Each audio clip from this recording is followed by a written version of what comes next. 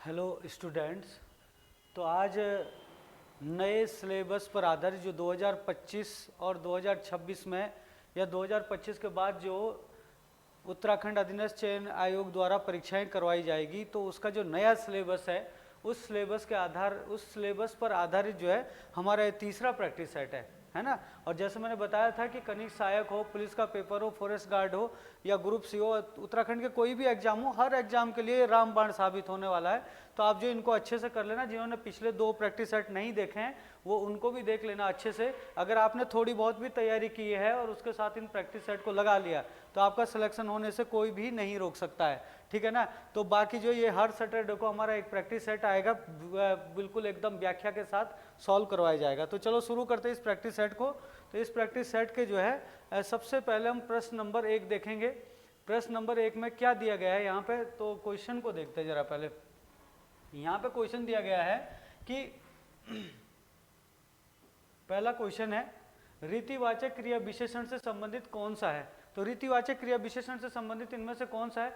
सभी बच्चे बाहर खेल रहे हैं। ये स्थानवाचक क्रिया विशेषण है भाई, सभी बच्चे बाहर खेल रहे हैं, स्थानवाचक क्रिया विशेषण संबंधित है। यह पत्रिका प्रतिमा छपती है। ये जो है क्या कहते हैं, अगर आप देखो तो इसके ये प्रतिमा का मतलब जो है ये समय से है, तो ये आपका ये समय से रिलेटेड हो गया। वह अचानक चला गया, तो ये अचानक आपका क्या हो जाएगा? रीति हो जाएगा, है ना। ये अचानक क्या हो जाएगा? रीतिवाचक क्रिया विशेषण हो जाएगा। रीतिवाचक क्रिया विशेषण हो जाएगा, मतलब रीतिवाचक क्रिया विशेषण में क्या है आपका, जैसे होगा कि धीरे धीरे, अचानक, किसी काम का जो इस तरीके से होना होता है, रीतिवाचक क्रिया विशेषण होता है ना।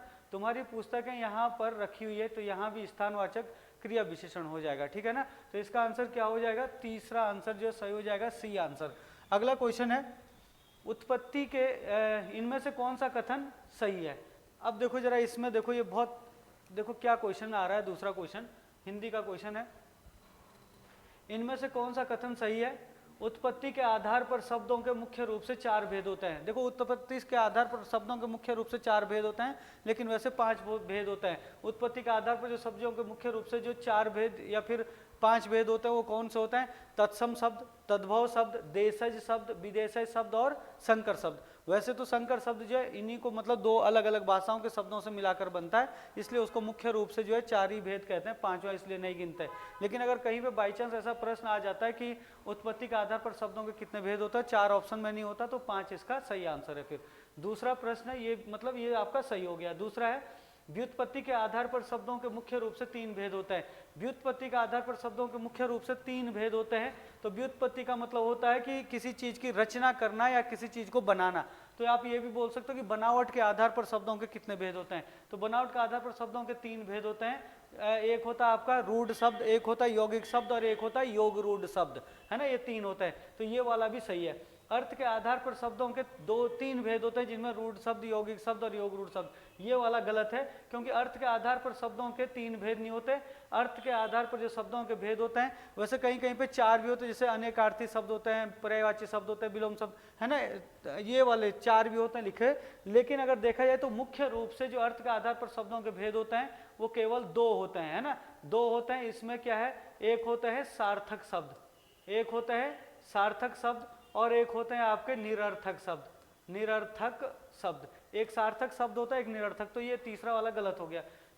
चौथा पॉइंट है इसमें विकार या व्याकरण की दृष्टि से शब्दों के 2 भेद होते हैं। तो जो विकार होता है, विकार या व्याकरण की दृष्टि से शब्दों के 2 भेद होते हैं, ये वाला भी सही है। विकार और व्याकरण की दृष्टि से शब्दों के जो दो भेद होते हैं वो होता है, एक होता है आपका विकारी शब्द और दूसरा होता है आपका अविकारी शब्द।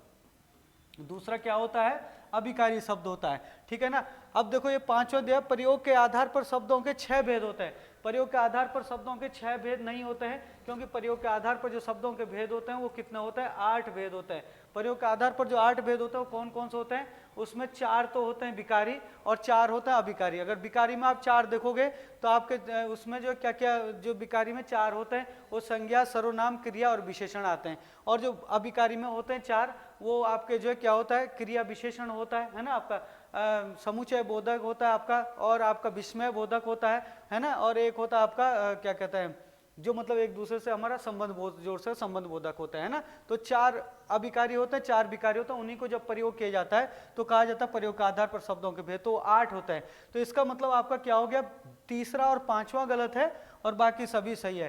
तो तीसरा और पांचवा अगर गलत है तो इसका मतलब पहला, दूसरा, तीसरा और पांचवा गलत है, तो ये इनमें जो है हमारा केवल तीसरा और पांचवा गलत है। तो इसका मतलब इसका आंसर क्या हो जाएगा, केवल पहला, दूसरा और चौथा सही है। पहला, दूसरा और चौथा सही होगा, इसका मतलब इसका डी आंसर सही है ना। इसका डी आंसर क्या हो जाएगा, सही हो जाएगा, ये वाला डी सही है। तीसरा और पांचवा गलत है, बाकी और सही है। पहला भी सही था, दूसरा भी सही था और चौथा भी सही था। चलो अगला क्वेश्चन देखते हैं। अगला क्वेश्चन है क्वेश्चन नंबर 3। इसमें क्या कह रहा है क्वेश्चन नंबर 3 में, किस वाक्यांश के लिए प्रयुक्त शब्द सार्थक नहीं है, मतलब जो सही नहीं है वो वाला शब्द हमें ढूंढना है इसमें, है ना। तो देखो पहला कह रहा है, जिसने अनेक विद्वानों से विभिन्न शास्त्रों का ज्ञान प्राप्त किया हो, विभिन्न शास्त्रों का ज्ञान प्राप्त किया हो, उसे क्या कहते हैं, बहुश्रुत कहते हैं। ये बिल्कुल सही है, बहुश्रुत कहते हैं ना। पराया दोष ढूंढने वाला तथ्यान्वेषी, देखो भाई पराया दोष ढूंढने वाला तथ्यान्वेषी नहीं होता है ना, नहीं होता है, उसको कहते हैं छिद्रान्वेषी, छिद्रान्वेषी कहते हैं उसको, है ना, छिद्रान्वेषी कहते हैं। तथ्यान्वेषी की बात करें तो जो तथ्यों को मतलब जो तथ्यों को ढूंढने वाला होता है ना, उनको क्या कहते हैं, तथ्यान्वेषी कहते हैं। तथ्यों को खोजने वाला क्या होता है, प्रमाण, या फिर आप बोल सकते हो तथ्यों को खोजने वाला, प्रमाण या तथ्यों को खोजने वाला होता है तथ्यान्वेषी। छिद्रान्वेषी क्या होता है, पराया दोष ढूंढने वाला। तो इसका मतलब ये वाला पॉइंट गलत होगा। जो अधर्म करने से डरे, जो अधर्म करने से डरे होता है धर्म भीरु होता है, तो ये सही है ना। चौथा है, आश्रयदाता को प्रसन्न करने के लिए सही कही जाने वाली झूठी सच्ची बात, हाँ ठीक है, ठकुर सुहाती कहलाती है, ठीक है ना। तो ये भी सही है। तो मतलब आपका क्या हो जाएगा, बी, ये वाला जो है आपका क्या हो गया, गलत हो गया, है ना। तो गलती ढूंढना था हमने जो सार्थक नहीं है, मतलब जो सार्थक सही नहीं है, मतलब, है ना। चलो अगला क्वेश्चन देखते हैं, क्वेश्चन नंबर 4। क्वेश्चन नंबर 4 में कह रहा है, निम्नलिखित में तत्सम शब्द कौन सा है। तत्सम शब्द, देखो भाई अगर हम ये रोटी की बात करें तो रोटी क्या है, एक तद्भव शब्द है रोटिका की, है ना। जो हमारा क्या होता है, रोटिका का तद्भव शब्द है।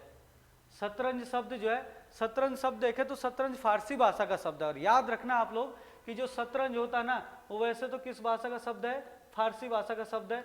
फारसी भाषा से ये जो है अरबी भाषा में आया, फारसी भाषा से किस में, अरबी, और अरबी भाषा से आया ये उर्दू भाषा में, है ना। ये अरबी भाषा से उर्दू भाषा में। किसी पेपर में इस क्रम को पूछा भी था कि शतरंज जो है किन किन भाषाओं से होकर गुजरकर हिंदी में आया, और उर्दू भाषा से ये किस में प्रयोग किया गया, हिंदी भाषा में प्रयोग किया गया। तो ये आपको ध्यान रखना है कि ये शतरंज किस भाषा का शब्द है, फारसी भाषा का। लेकिन हमसे तो तत्सम शब्द पूछ रहा है। तत्सम शब्द वो शब्द होते हैं जो संस्कृत भाषा के शब्द थे और ज्यों के त्यों हिंदी में प्रयोग किए जाते हैं। और तद्भव वो होते हैं जो संस्कृत का बिगड़ा हुआ रूप होता है। तो ये तद्भव हो गया, रोटी तो हो गया तद्भव, ये हो गया आपका विदेशी शब्द, क्योंकि विदेशी भाषा से आया तो विदेशी शब्द। जो ये पक्षी है ये संस्कृत भाषा का शब्द है और यही आपका क्या हो गया, तत्सम हो गया। अगर बहु की बात करें तो बहु आपने सुना होगा वधु, है ना, ये वधु का तद्भव है। तो ये भी तद्भव है, बहु भी तद्भव है, रोटी भी तद्भव है, शतरंज विदेशी, और पक्षी जो आपका किस भाषा का हो गया, संस्कृत का, यानी कि तत्सम हो गया, ठीक है ना। चलो अगला क्वेश्चन देखते हैं जरा, पांचवें क्वेश्चन में क्या कह रहा, सही मिलान कीजिए। अब जो हमें इसका सही मिलान करना है, देखो सही मिलान में क्या कह रहा है, लवण, लवण इनमें से क्या है, द्रविड़ भाषा का, संताली भाषा का तद्भव है या तत्सम शब्द है। तो ये देखो भाई अगर लवण की बात करें तो लवण एक तत्सम शब्द है ना। नमक, जो नमक होता है, नमक जो है आपका तद्भव शब्द है, और नमक किसका तद्भव है, लवण का, है ना। तो ये आपका 4 हो जाएगा, एक का चौथे पे आ जाएगा। अगर गांठ की बात करें, मैंने आपको कहा था कि आप लोगों ने सुना होगा अनुनासिक, अनुनासिक सुना होगा। मैंने आपको एक ट्रिक बताई थी, जिन बच्चों ने क्लास पढ़ी होगी हमसे, हमने ट्रिक बताई थी कि अनुनासिक एक अनुस्वार होता है, एक अनुनासिक होता है। तो अनुस्वार अगर देखें तो अनुस्वार किसको कहते हैं, अनुस्वार आपका ये होता है जिसके ऊपर केवल बिंदा, ऐसे बिंदु लगा होता है शिरोरेखा के ऊपर, और अनुनासिक होता है कि शिरोरेखा के ऊपर जब चंद्र बिंदा होता लगा। तो जो ये वाला होता है अनुस्वार का, ये क्या होता है, तद्भव होता है। तो समझ लेना कि जहाँ जहाँ पर अनुस्वार, अनुनासिक शब्द जहाँ जहाँ पर अनुनासिक होगा मतलब चंद्र बिंदा होगा लगा, वो हमेशा तद्भव होगा। तो गांठ जो है तद्भव है, और गांठ किसका तद्भव है, ग्रंथि का तद्भव है गांठ, है ना। ग्रंथि का क्या है, तद्भव है, ये याद रखना। जो सरसों है ये संथाली भाषा का शब्द है, यानी कि इसको हम देशज शब्द बोल सकते हैं। और देशज शब्द किस भाषा से में बना है? ये संथाली भाषा में बना है। और अगर ताला की बात करें तो ताला जो है द्रविड़ भाषा का शब्द है, तो ताला और सरसों दोनों ही देशज है, एक द्रविड़ भाषा का हो गया, एक संथाली भाषा का हो गया। तो ये मान के चलो कि इसका आंसर क्या होना चाहिए कि पहले का चौथा हो गया, दूसरे का तीसरा हो गया, है ना, दूसरे का आपका तीसरा हो गया, तीसरे का दूसरा हो गया, और आपका चौथे का हो गया आपका पहला, चौथे का पहला हो गया। तो ये आपका सही आंसर है। क्या है आपका सही आंसर? बी। चलो 5वां क्वेश्चन हो गया। 6ठा क्वेश्चन देखते हैं। क्वेश्चन नंबर 6 में क्या कह रहा है ये देखिए आप लोग, निम्नलिखित में विलोम युग्म कौन सा है? विलोम शब्द ढूंढना हमने, है ना, विलोम शब्द। तो आप लोग देखना विलोम शब्द, देखो भाई, उन्नति का विलोम देखो तो उन्नति का विलोम अवनति होता, तो ये इसका सही आंसर है। विरोध का जो विलोम होता है, विरोध का विलोम होता है समर्थन। विरोध का विलोम क्या होता है? समर्थन होता है। शेष का विलोम होता है अशेष। अशेष होता है, अवशेष नहीं होता, अशेष होता है शेष का विलोम, है ना। और बाकी जो उन्नति का क्या होता है? अवनति होता है। तो आपका डी वाला ही क्या हो जाएगा? सही आंसर हो जाएगा, ठीक है ना। चलो अगला क्वेश्चन देखते हैं। क्वेश्चन नंबर देखो जरा, क्वेश्चन देखो, इनमें से कौन सा एक तद्भव शब्द है? तद्भव शब्द, तो तद्भव शब्द क्या होता है? जो संस्कृत भाषा के शब्द थे और उनका बिगड़ा रूप हिंदी में प्रयोग किया जाता है। लेकिन अभी हम थोड़ी देर पहले एक क्वेश्चन में बात करें, देखो स्वर्ण, देखो ये संयुक्त अक्षर का प्रयोग हुआ है इसमें, एक आधा एक पूरा स्वर व्यंजन जहाँ आता है वो संयुक्त अक्षर होता है, या एक स्वर रहित और एक स्वर सहित वर्ण अगर एक साथ आ जाए तो इसको संयुक्त अक्षर कहते हैं। इसमें तो तत्सम शब्द, ये स्वर्ण तत्सम शब्द होगा, है ना। ये श्रावण, इसमें भी आपका प्रयोग हुआ है संयुक्त अक्षर का, तो ये भी। लेकिन आपने अभी थोड़ी देर पहले हमने बताया था कि अगर चंद्र बिंदु आ गया किसी के अक्षर के ऊपर, समझो किसी भी शब्द में, तो समझ लेना वो तद्भव शब्द ही होगा, क्योंकि ये तद्भव ही होता है हमेशा, ठीक है ना। तो इसका आंसर क्या हो जाएगा? बी। अगला क्वेश्चन देखो, अगला क्वेश्चन है, ससुराल में क्या लिख रहा है? ससुराल में मायके की याद में लड़कियों द्वारा या महिलाओं द्वारा गाया जाने वाला गीत कौन सा है? तो खुदेड़ गीत, है ना, खुदेड़ गीत। आप लोगों ने सुना होगा, गढ़वाली भाषा में या जौनसारी कुमाऊनी भाषा में बोलते हैं खुद लगना। खुद लगना का मतलब होता है याद आना, है ना। तो खुद लगने का मतलब याद आना होता है। तो ससुराल में मायके की याद में लड़कियों द्वारा गाए जाने वाला गीत खुद से बना हुआ है, खुदेड़ गीत, है ना। तो आपको याद रखना है, खुदेड़ गीत है। अगला क्वेश्चन देखते हैं। क्वेश्चन नंबर 10 में देखो क्या कह रहा है, कौन सा शब्द बहुवचन में प्रयुक्त नहीं होता है? बहुवचन में देखो हम बोलते हैं, जैसे इस तरीके से आप बोल सकते हैं, उसके तेवर तो देखो कितने बढ़ गए हैं। बढ़ गए हैं मतलब बहुवचन, है ना। यह दुनिया कितनी अच्छी है, अब ऐसा तो नहीं बोलते यह दुनिया कितनी अच्छों है, अगर ऐसे बोलते तो बहुवचन होता। तो दुनिया जो है हमेशा बहुवचन में प्रयोग नहीं की जा सकती, है ना। देखो अनेक लोग घूमने गए थे, ऐसे बोलता अनेक लोग घूमने गया था, ऐसा नहीं बोला अनेक लोग घूमने गए थे। आप कहाँ गए थे, तो ये भी बहुवचन में यूज किया जा सकता है, ये भी और ये भी। लेकिन दुनिया जो है केवल एक वचन में ना, दुनिया में लोग बहुत सारे होते हैं लेकिन यूज जो है एक वचन में ही होता है दुनिया, है ना। ये चीज ध्यान रखना। तो आपका क्या आंसर हो जाएगा? बी। अगला क्वेश्चन देखें। देखो क्या कह रहा है, वाक्यांश के लिए सार्थक शब्द की दृष्टि से कौन सा विकल्प असंगत है? असंगत मतलब जो गलत है वो देखना हमने, है ना। जो कम बोलता है उसको क्या कहते हैं? मिष्ट भाषी। देखो मिष्ट भाषी नहीं कहते भाई, क्या कहते हैं? मीत भाषी कहते हैं। तो यही आपका क्या हो गया? गलत हो गया। बाकी औरों को भी देख लेते हैं चेक करके, क्या है? जिसका काम सिद्ध हो चुका हो उसे क्या कहते हैं? कृतार्थ कहते हैं, बिल्कुल सही है। किए हुए उपकार को न मानने वाला उसको कहते हैं, जो किए हुए उपकार को न मानता हो उसे कहते हैं कृतघ्न, है ना। और आप देखो जो इस लोक से अलग हो उसे कहते हैं अलौकिक कहते हैं, है ना। तो आपका जो है कौन सा विकल्प असंगत है, मतलब जो गलत है वो यही वाला है, क्योंकि इसको जो मिष्ट भाषी जो कम बोलता है उसको मीत भाषी बोलते हैं, मिष्ट भाषी नहीं कहते। तो यही आपका गलत हो गया, आंसर हो गया ये, है ना। ये वाला देखना है। हिंदी का प्रथम गीतकार कौन है? तो भाई ध्यान रखना, हिंदी के प्रथम गीतकार पूछेगा तो हिंदी के प्रथम गीतकार जो विद्यापति को माना जाता है, तो विद्यापति इसका आंसर है। अगला क्वेश्चन देखो जरा हिंदी में, प्रेम वाटिका के रचनाकार। तो प्रेम वाटिका के रचनाकार कौन है? रसखान। तो ये क्वेश्चन सीधे सीधे आपको एग्जाम में मिलेंगे। तो प्रेम वाटिका के रचनाकार रसखान है। तो आप लोग ये भी ध्यान देना भाई कि देखो जब भी ये प्रश्न आते हैं ना, तो अगले पेपर के लिए भी आप तैयारी करना कि ये वाले जो ऑप्शन में होते हैं ना डाले, वो भी टॉप के कभी होते, तो कभी लेखक, तो उनकी रचनाएं भी आप याद कर लेना, उनके किसी ना किसी जो उनमें से ही जो है पूछ सकता है अगले पेपर में, ठीक है। चलो अगले प्रश्न की ओर बढ़ते हैं।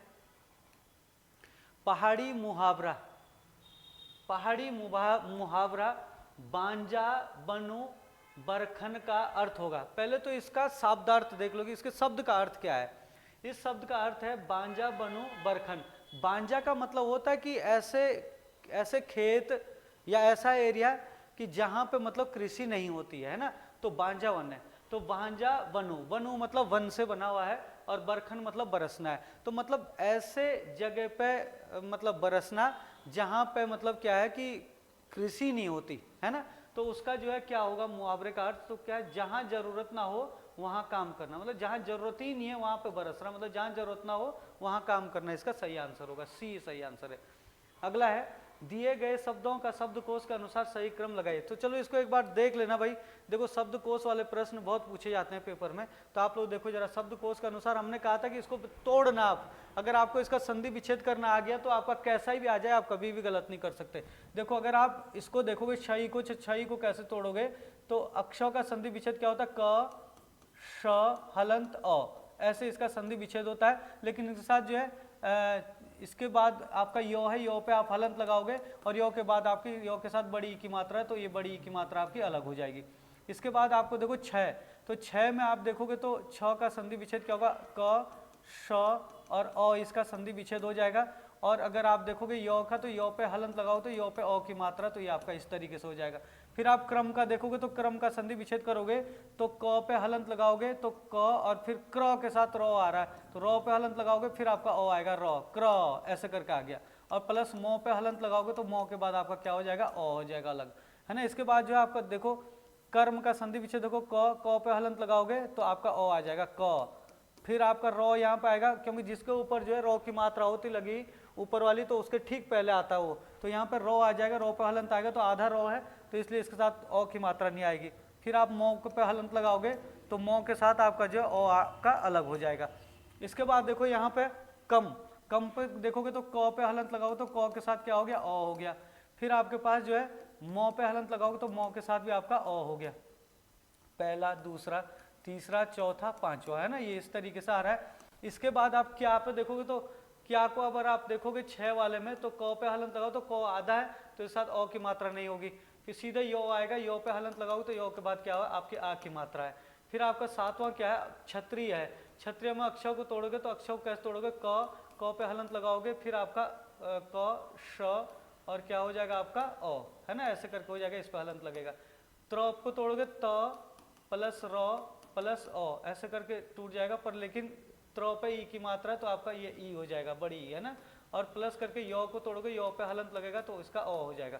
अब आप देखो जरा, अल्फाबेटिकल जैसे लगाते हैं आपका अंग्रेजी में लगाते हैं वैसे इसको भी लगा दो और आपका आंसर हो जाएगा। देखो क्योंकि हिंदी के थोड़े टफ होते हैं तो इसलिए हिंदी के तोड़ने पड़ते हैं, अंग्रेजी में तो आसान से समझ में आ जाता है। तो देखो सबसे पहला अक्षर देखोगे तो पहला अक्षर जिसमें पहले होगा वही आपका पहले आ जाएगा। तो इसमें क क क क सब में पहला अक्षर क ही है, तो जब पहला सेम होता है तो दूसरा देखते हैं। दूसरा इसमें 100 है, इसमें 100 है, इसमें रो है, इसमें ओ है, इसमें यो है, इसमें 100 है, तो क्या पहला आएगा इनमें से, रो ओ वाले पहले आएंगे। तो मतलब कुल मिला के ये दोनों सबसे पहले आएंगे, क्योंकि इसमें पहले वाले तो सब में सेम है लेकिन दूसरे वाला इसमें ओ है और इसमें कुछ और ही है, तो ओ वाले ही पहले आएंगे ना दूसरे नंबर पर जिनमें ओ है। परंतु इनमें से भी कौन पहले आएगा, तो इनमें से आप देखो इनमें से पहले कौन आएगा, तो तीसरा देखेंगे अब, क्योंकि दूसरा सेम हो गया तो तीसरा देखना है इन दोनों का। तो तीसरा इसमें तो है रो और इसमें है मो, तो रो पहले आता है मो, तो आप लोग तो थ द द न प फ ब ब म य र ल, रो बाद में आता है, तो ये वाला पहला आएगा, यानी कि सबसे पहले आपका पांचवा आएगा और पांचों के बाद आपका चौथा आएगा। तो ये दोनों हमारे हो गए। अब ये दोनों जब हो गए तो अब इनको देखने की जरूरत नहीं है। अब बाकी के देखो, बाकी के देखो, पहला तो इनमें इसमें इसमें सब में को है, सब में को है, तो दूसरा वाला देखो इसमें तो है शौ, इसमें है रो और इसमें यो और इसमें 100, तो 100 पहले आता है या यो पहले आता है या रो पहले आता है। तो आप देखो आप य र ल व फिर 100 100 100 आता है ना, तो यो सबसे पहले आता है, तो मतलब ये वाला पहले आएगा, तो 6 आ गया यो, और यो के बाद क्या आता है आपका य रो, फिर रो आता है तो फिर रो वाला आ जाएगा, तो फिर ये आ जाएगा तीसरा, और फिर आपका यो रो के बाद क्या आएगा आपके 100 वाले आएंगे, है ना।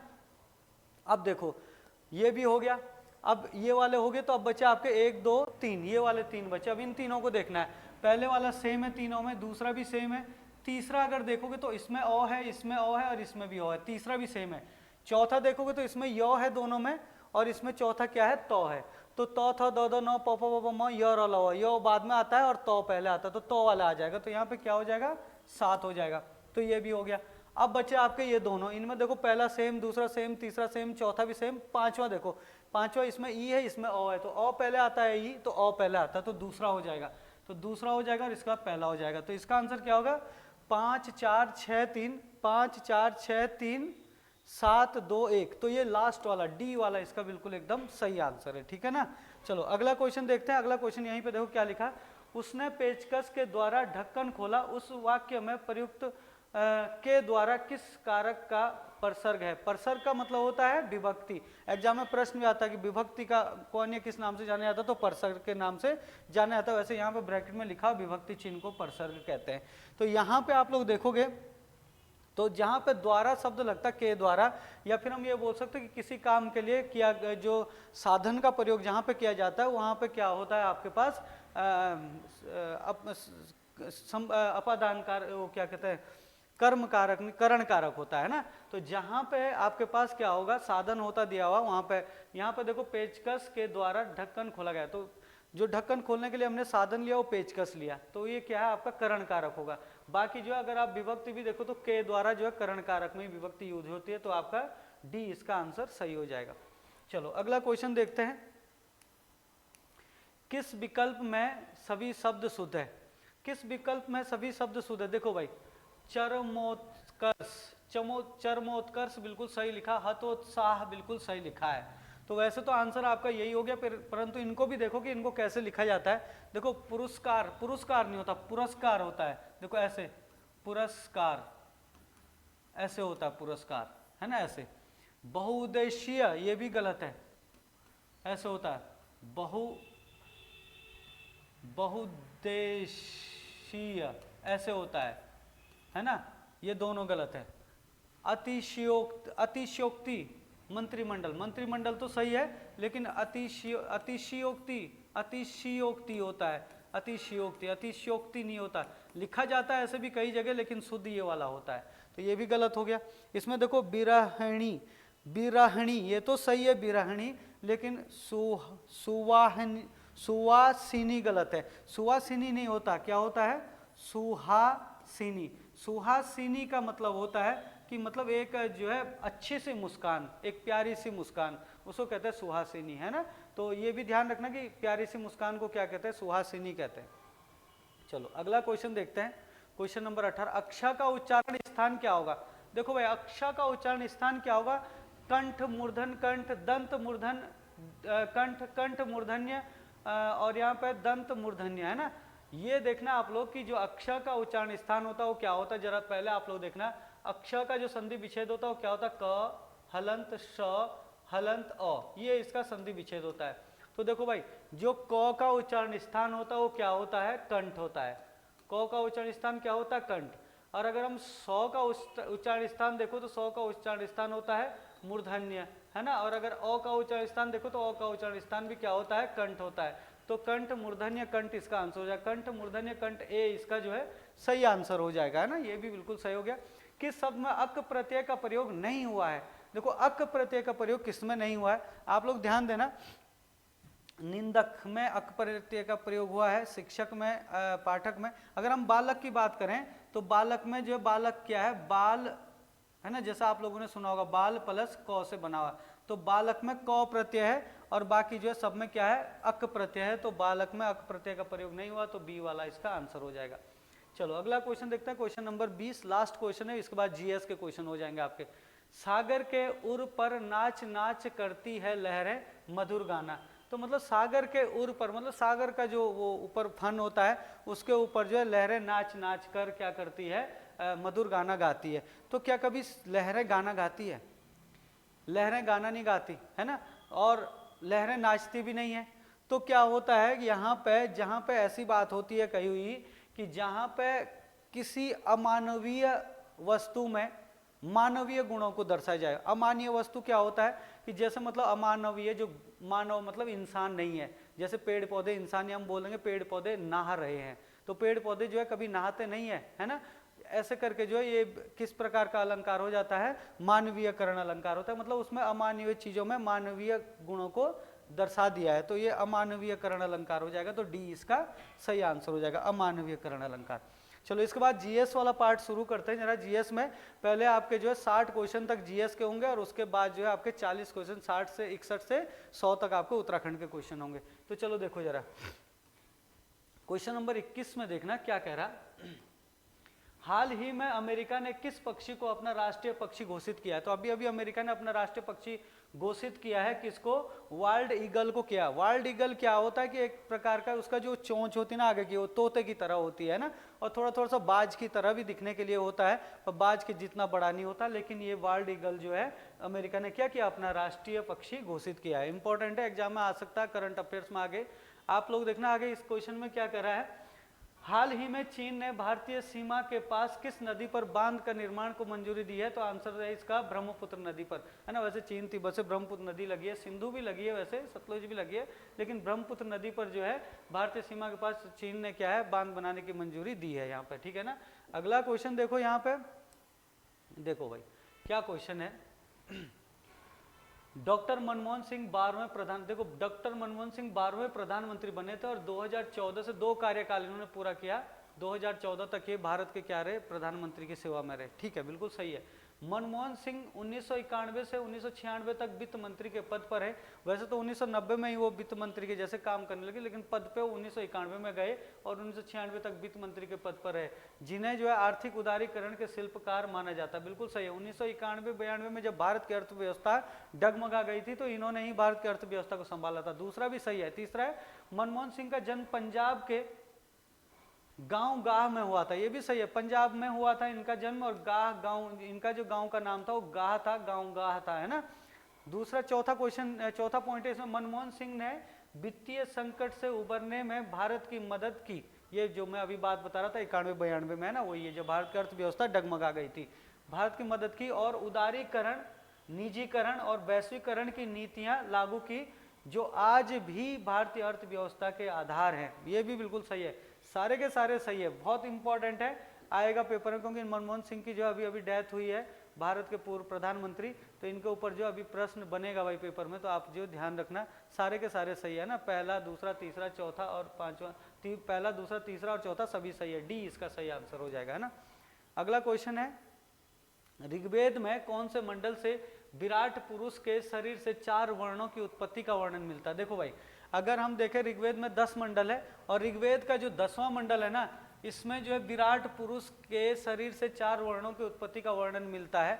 और कौन कौन से थे वो, मतलब 4 जो पुरुष, जो विराट पुरुष से 4 वर्ण उत्पन्न हुए, वो कौन कौन से थे और कहाँ से हुए, ये भी एग्जाम में प्रश्न बनते। तो आपको पता होना चाहिए कि जैसा अगर हम बात करें मुंह की, है ना, जो मुंह की, मुंह से जो है कौन सा वर्ण पैदा हुआ था? तो ब्राह्मण, है ना। मुंह से कौन हुआ था? ब्राह्मण। अगर आप भुजाओं की बात करोगे तो भुजाओं से जो पैदा हुए थे वो क्षत्रिय पैदा हुए थे, है ना। भुजाओं से कौन पैदा हुए थे? क्षत्रिय पैदा हुए थे। और अगर आप जांग की बात करोगे, है ना, किसकी? जांग की। अगर जांग की बात करोगे तो जांग से जो है वैश्य प्राप्त हुए थे। जांग से कौन बने थे? वैश्य बने थे। और अगर आप देखोगे पाँव से, है ना, जो पाँव का, जांग के नीचे जो पाँव होते हैं, तो पाँव से जो बने थे वो कौन बने थे? शूद्र बने थे। तो ये चीज़ आपको ध्यान रखना है कि जो 10वें, आपको ये भी प्रश्न बन सकता है कि एक विराट पुरुष के मुंह से जो है ब्राह्मण की उत्पत्ति हुई थी, तो वो किस मंडल में लिखा गया, ऋग्वेद के किस मंडल में इनकी चर्चा की गई? तो 10वां मंडल, बहुत महत्वपूर्ण है। अगला क्वेश्चन है, भीमबेटका की गुफाओं से किस काल की चित्रकारी देखने को मिलती है? भाई देखो, भीमबेटका की गुफाओं में देखो, मध्य पाषाण काल, पूरा पाषाण काल, नव पाषाण काल, एक ऑप्शन और भी होगा, आंसर हमारा इसी में है। देखो क्या है, पूरा पाषाण काल। यहाँ पे क्या है कि जो भीमबेटका की गुफा है ना, पहले तो आपको पता होना चाहिए भीमबेटका की गुफाएं कहाँ पे हैं। तो ये कहाँ पे भाई, आप लोगों ने सुना होगा, रायसीन जिला, मध्य प्रदेश का रायसीन जिला पड़ता है ना। क्या पड़ता है? रायसीन जिला जो पड़ता है, कहाँ पे? मध्य प्रदेश। मध्य प्रदेश के रायसीन जिले में जो भीमबेटका की गुफाएं हैं, और जो ये भीमबेटका की गुफाएं हैं, इनमें जो है जो आपके आदि मानव है, आदि मानव के द्वारा की गई चित्रकारी को जो है इसमें दर्शाया गया है, आदि मानव के टाइम की, है ना। लेकिन ये जो चित्रकारी है पूरा पाषाण काल से लेकर और मध्य पाषाण काल तक की चित्रकारी है इसमें। जो आपका इसका आंसर होगा वो क्या होगा? पूरा पाषाण काल, क्योंकि पूरा पाषाण काल से मध्य पाषाण काल, मध्य पाषाण काल से पहले पहले किए वैसे, है ना। तो पूरा पाषाण काल इसका क्या हो जाएगा? आंसर हो जाएगा, ठीक है। अगला क्वेश्चन देखते हैं, क्वेश्चन नंबर 26 पेनगंगा तथा वेनगंगा किसकी सहायक नदियां हैं? तो आजकल हमारा नदियों का टॉपिक चल ही रहा है और ये पेनगंगा और वेनगंगा का टॉपिक जो है हो सकता है कि कल ही आ जाए। कल का जो टॉपिक मतलब मंडे का जो टॉपिक होगा पेनगंगा वेनगंगा जो इसमें आ जाएगा।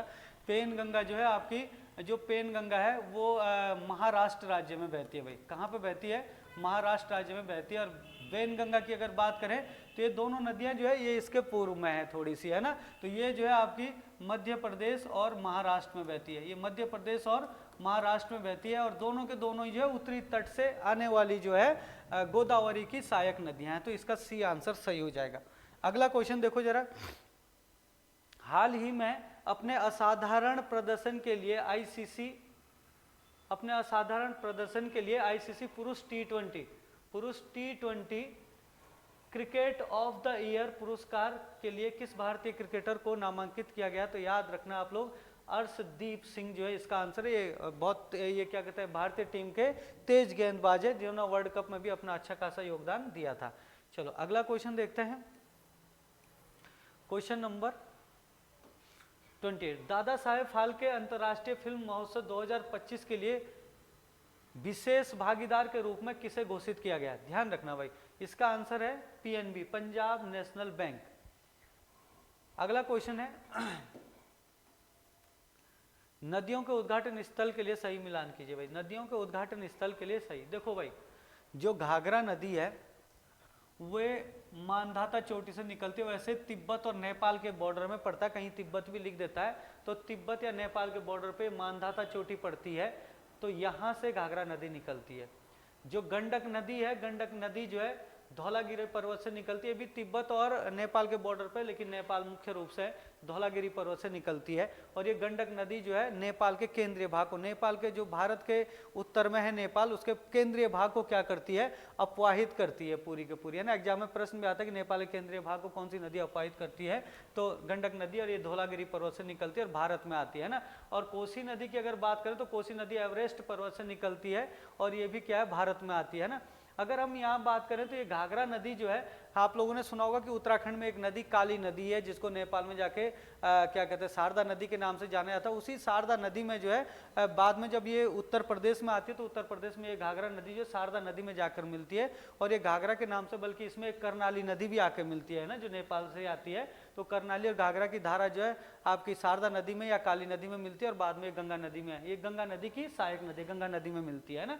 गंडक नदी भी गंगा की सहायक नदी है जो आपकी नेपाल से आती है और यूपी में क्या कहते हैं किस में मिल जाती है? गंगा नदी में मिल जाती है। ये क्या कहते हैं, इसके यूपी में नहीं, ये क्या कहते हैं क्या कहते हैं बिहार में ये गंगा नदी में मिलती है। कोसी नदी की अगर बात करें तो कोसी नदी भी एवरेस्ट पर्वत से निकलती है नेपाल से, और ये कोसी नदी जो है बहुत तीव्र गति से बहती है और ये अपने रास्ते बदलने के लिए फेमस है और ये बिहार में जो है बहुत तबाही मचाती है। और ये कोसी नदी को बिहार का शोक भी कहा जाता है, वही वाली कोसी नदी है। महानंदा नदी की बात करें तो महानंदा नदी दार्जिलिंग की पहाड़ियों से निकलती है और ये भी गंगा की सहायक नदी है। सारी की सारी गंगा की सहायक नदी है। और महानंदा नदी की बात करें तो ये गंगा की पश्चिमी तट से उत्तरी तट से मिलने वाली गंगा की अंतिम सहायक नदी है महानंदा। कौन बनेगा करोड़पति में भी क्वेश्चन आया था कि गंगा की अंतिम सहायक नदी उत्तरी तट से कौन सी है, तो आपकी कौन सी है? महानंदा नदी। अगर हम इनकी मिलान देखो तो पहले का पहला, दूसरे का दूसरा, तीसरे का तीसरा, चौथे का चौथा, है ना। तो पहले का पहला, इसके ऑप्शन गलत हो रखे भाई।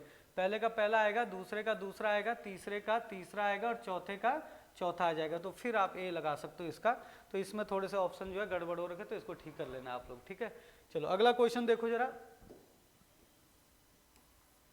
संयुक्त राष्ट्र शांति सैनिकों को किस नाम से जाना जाता है? तो संयुक्त राष्ट्र के जो शांति सैनिक होते हैं, संयुक्त राष्ट्र में जो सैनिक होते हैं उनको ब्लू हेलमेट के नाम से जाना जाता है। क्योंकि आप लोग देखना नीला या ब्लू, जो ब्लू रंग का क्या होता है, इनका जो टोपी या हेलमेट होती है वो नीले रंग की होती है, इसलिए इन्हें ब्लू हेलमेट के नाम से भी क्या है, इन्हें जाना जाता है, ठीक है। किसको? संयुक्त राष्ट्र संघ के शांति सैनिकों को। अगला क्वेश्चन देखते हैं। इनमें से कौन सा कथन सही है? देखो, दुनिया का सबसे लंबा बांध हीराकुंड बांध, ठीक है। दुनिया का सबसे लंबा बांध हीराकुंड बांध है जो उड़ीसा में है, ठीक है। गोदावरी नदी पर है। गोदावरी नदी पर नहीं है, ये किस नदी पर है? हीराकुंड बांध महानदी पर है भाई। ये गलत हो गया है ना। तो ये क्या है आपका पहला पॉइंट यहाँ पे क्या हो गया? गलत।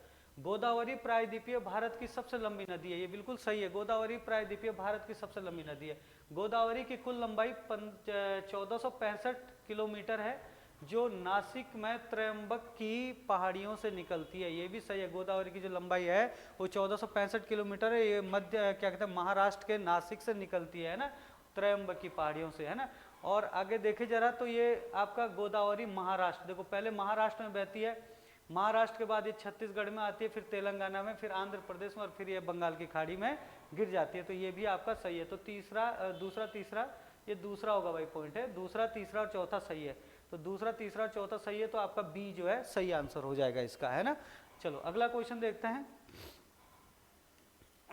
कौन सा कथन निश्चित रूप से सही है, कौन सा कथन निश्चित रूप से सही है, ये सही होगा, यहाँ पर लिखा है सही है। अंडमान निकोबार द्वीप समूह की राजधानी कवारती है, देखो कवारती अंडमान निकोबार द्वीप समूह की राजधानी नहीं है, जो कवारती हो किसकी राजधानी है, लक्षद्वीप की राजधानी है। किसकी राजधानी है कवारती, लक्षद्वीप की। और अगर अंडमान निकोबार की राजधानी की बात करो तो अंडमान निकोबार की राजधानी कहाँ है, पोर्ट ब्लेयर। अंडमान निकोबार की राजधानी कहाँ पे है, पोर्ट ब्लेयर। ये सारी चीजें याद रखना, बस ऐसे ही प्रश्न एग्जाम में बनेंगे आपके पास। अब पोर्ट ब्लेयर, अंडमान निकोबार द्वीप समूह की सबसे ऊंची पर्वत चोटी सैडल पीक उत्तरी अंडमान में स्थित है, बिल्कुल सही है। सैडल पीक जो उत्तरी अंडमान में स्थित है, अंडमान निकोबार की सबसे ऊंची चोटी, और 732 मीटर जो है इसकी ऊंचाई है ना, 732 मीटर इसकी ऊंचाई है, याद रखोगे आप लोग। भारत का एकमात्र सक्रिय ज्वालामुखी बैरनद्वीप ज्वालामुखी दक्षिण अंडमान में स्थित है, तो आपका जो अंडमान निकोबार में जो दक्षिण अंडमान आता है वहाँ पे बैरनद्वीप ज्वालामुखी है, ये भारत का एकमात्र, भारत में केवल एक ही सक्रिय ज्वालामुखी है जो अंडमान में। आपको पता होगा एक सक्रिय ज्वालामुखी होता है, एक सुसुप्त ज्वालामुखी होता है। सुसुप्त ज्वालामुखी होता है जो कभी भी नहीं फटने वाला, और सक्रिय ज्वालामुखी जो बीच बीच में बार बार फटते रहता है। अब जो क्या होता है यहाँ पे सक्रिय ज्वालामुखी, अगर इसमें ये भी लिख देता ना आपको कि दक्षिण एशिया का एकमात्र सक्रिय ज्वालामुखी, तो ये वो भी ये दक्षिण एशिया में इसके अलावा कोई दूसरा सक्रिय ज्वालामुखी नहीं है। तो इसमें पहला पॉइंट जो है गलत दिया हुआ था, बाकी दूसरा और तीसरा सही है, तो दूसरा और तीसरा सही है, तो बी इसका सही आंसर हो जाएगा। अगला क्वेश्चन देखते हैं, क्वेश्चन नंबर 33। इनमें से कौन सा कथन सही है। अब देखो इनमें से कौन सा कथन सही है, क्या कह रहा है, ब्रिटेन में सबूत के रूप में काल कोठरी की घटना का प्रचार मीर जाफर ने किया था। देखो ब्रिटेन में जो काल कोठरी की घटना का प्रचार किया था, वो जो मतलब काल कोठरी की जो घटना हुई थी, आपने सुना होगा काल कोठरी की घटना या ब्लैक होल की घटना जिसको बोलते हैं। तो उसमें क्या हुआ था कि जो आपके क्या कहते हैं सिराजुद्दौला थे, उन्होंने क्या किया था कि सिराजुद्दौला ने एक कमरे में, जो कमरा 14 बाई 18 फीट का कमरा था, उसमें 146 सैनिकों को बंद कर दिया था। सारी चीज़ें इसी में भी लिखी होगी। 146 सैनिकों को बंद कर दिया था, उसमें से केवल 23 सैनिक ही जिंदा बचे थे। तो इस घटना को जो है ब्रिटेन में किसने पेश किया, ब्रिटेन में किसने फैलाया, कौन गवाह के रूप में गया, तो वो आपका जो है मीर जाफर नहीं था, है ना। होलवेल नाम के क्या थे, एक अंग्रेज थे, होलवेल नाम के एक अंग्रेज थे, उन्होंने इस घटना का प्रचार जो है ब्रिटेन में किया था। और जो ये होलवेल थे ना, ये होलवेल जो है क्या कहते हैं, उन्हीं 23 में से थे जो बचे थे जिंदा। उसका कहना है कि मैं भी उन्हीं में से एक था, है ना। तो आपका क्या हो जाएगा, ये वाला आपका गलत है ना। दूसरा देखो, काल कोठरी की घटना 20 जून 1756 को हुई थी। तो 20 जून 1756 को काल कोठरी की घटना हुई थी, और इसके बाद ही आपका प्लासी का युद्ध हुआ था। प्लासी का युद्ध, एग्जाम में प्रश्न आता है कि प्लासी के युद्ध का मुख्य कारण क्या था, तो ब्लैक होल की घटना बोल देगा या काल कोठरी की घटना, ना एक ही चीज है।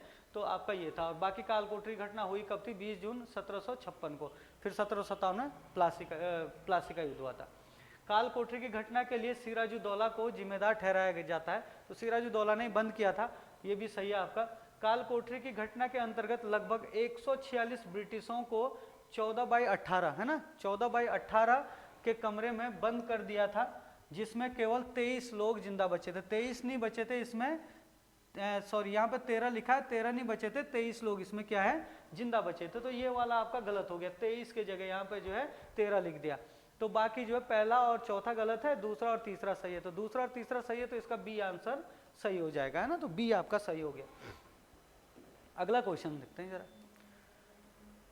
किसी भी छोर से शुरू करने पर यदि पंक्ति में आपका नंबर 11वां है, तो बताइए कि पंक्ति में कुल कितने लोग हैं। जब देखो आपके पास इस प्रश्न का ऐसा प्रश्न आएगा कि दोनों छोर से बोलेगा, वो शुरू करने पर दोनों छोर से शुरू करेगा और दोनों छोर से आपके इधर से 11वां, इधर से 12वां, इधर से 10वां, इधर से 12वां, या फिर दोनों छोर से जो है 11वां 11वां या दोनों छोर से 12वां 12 ऐसे बोल देना। तो दोनों को आप जोड़ देना और उसमें से एक माइनस कर देना। देखो 11 आपके इधर से हो गया, 11 दाएं से हो गया, 11 आपका बाएं से हो गया, तो 11 दूनी 22 हो गया। 22 में से एक माइनस करोगे तो आंसर क्या हो जाएगा आपका 21। तो 21 जो है इसका आंसर हो जाएगा, क्योंकि जो दोनों छोर से हम गिनेंगे ना तो 11 11 22 करोगे तो ये जो 11वां नंबर था वो इधर से भी गिन लिया और इधर से भी वो 2 बार आ गया, तो एक बार का हमने माइनस करना है तो आपका आंसर हो जाएगा। ठीक है ना। अगला क्वेश्चन है अमन नमन से तेज दौड़ता है। देखो भाई इस क्वेश्चन को कैसे करेंगे।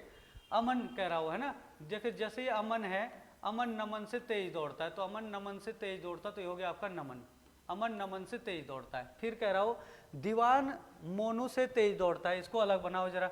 जो दीवान है, दीवान मोनू से तेज दौड़ता, तो दीवान से तेज कौन, मोनू से तेज कौन हो गया दीवान, तो दीवान मोनू से तेज दौड़ता है। फिर कह रहा किंतु विजय जितना तेज नहीं, लेकिन जो ये मोनू विजय जितना तेज, देखो जो दीवान है वो मोनू से तेज दौड़ता है लेकिन विजय जितना तेज नहीं, लेकिन ये मोनू है वो विजय के जितना तेज नहीं दौड़ता, तो मतलब ये विजय इससे ज्यादा तेज दौड़ता है ना, यानी कि विजय क्या दौड़ता है, इससे तेज दौड़ता है।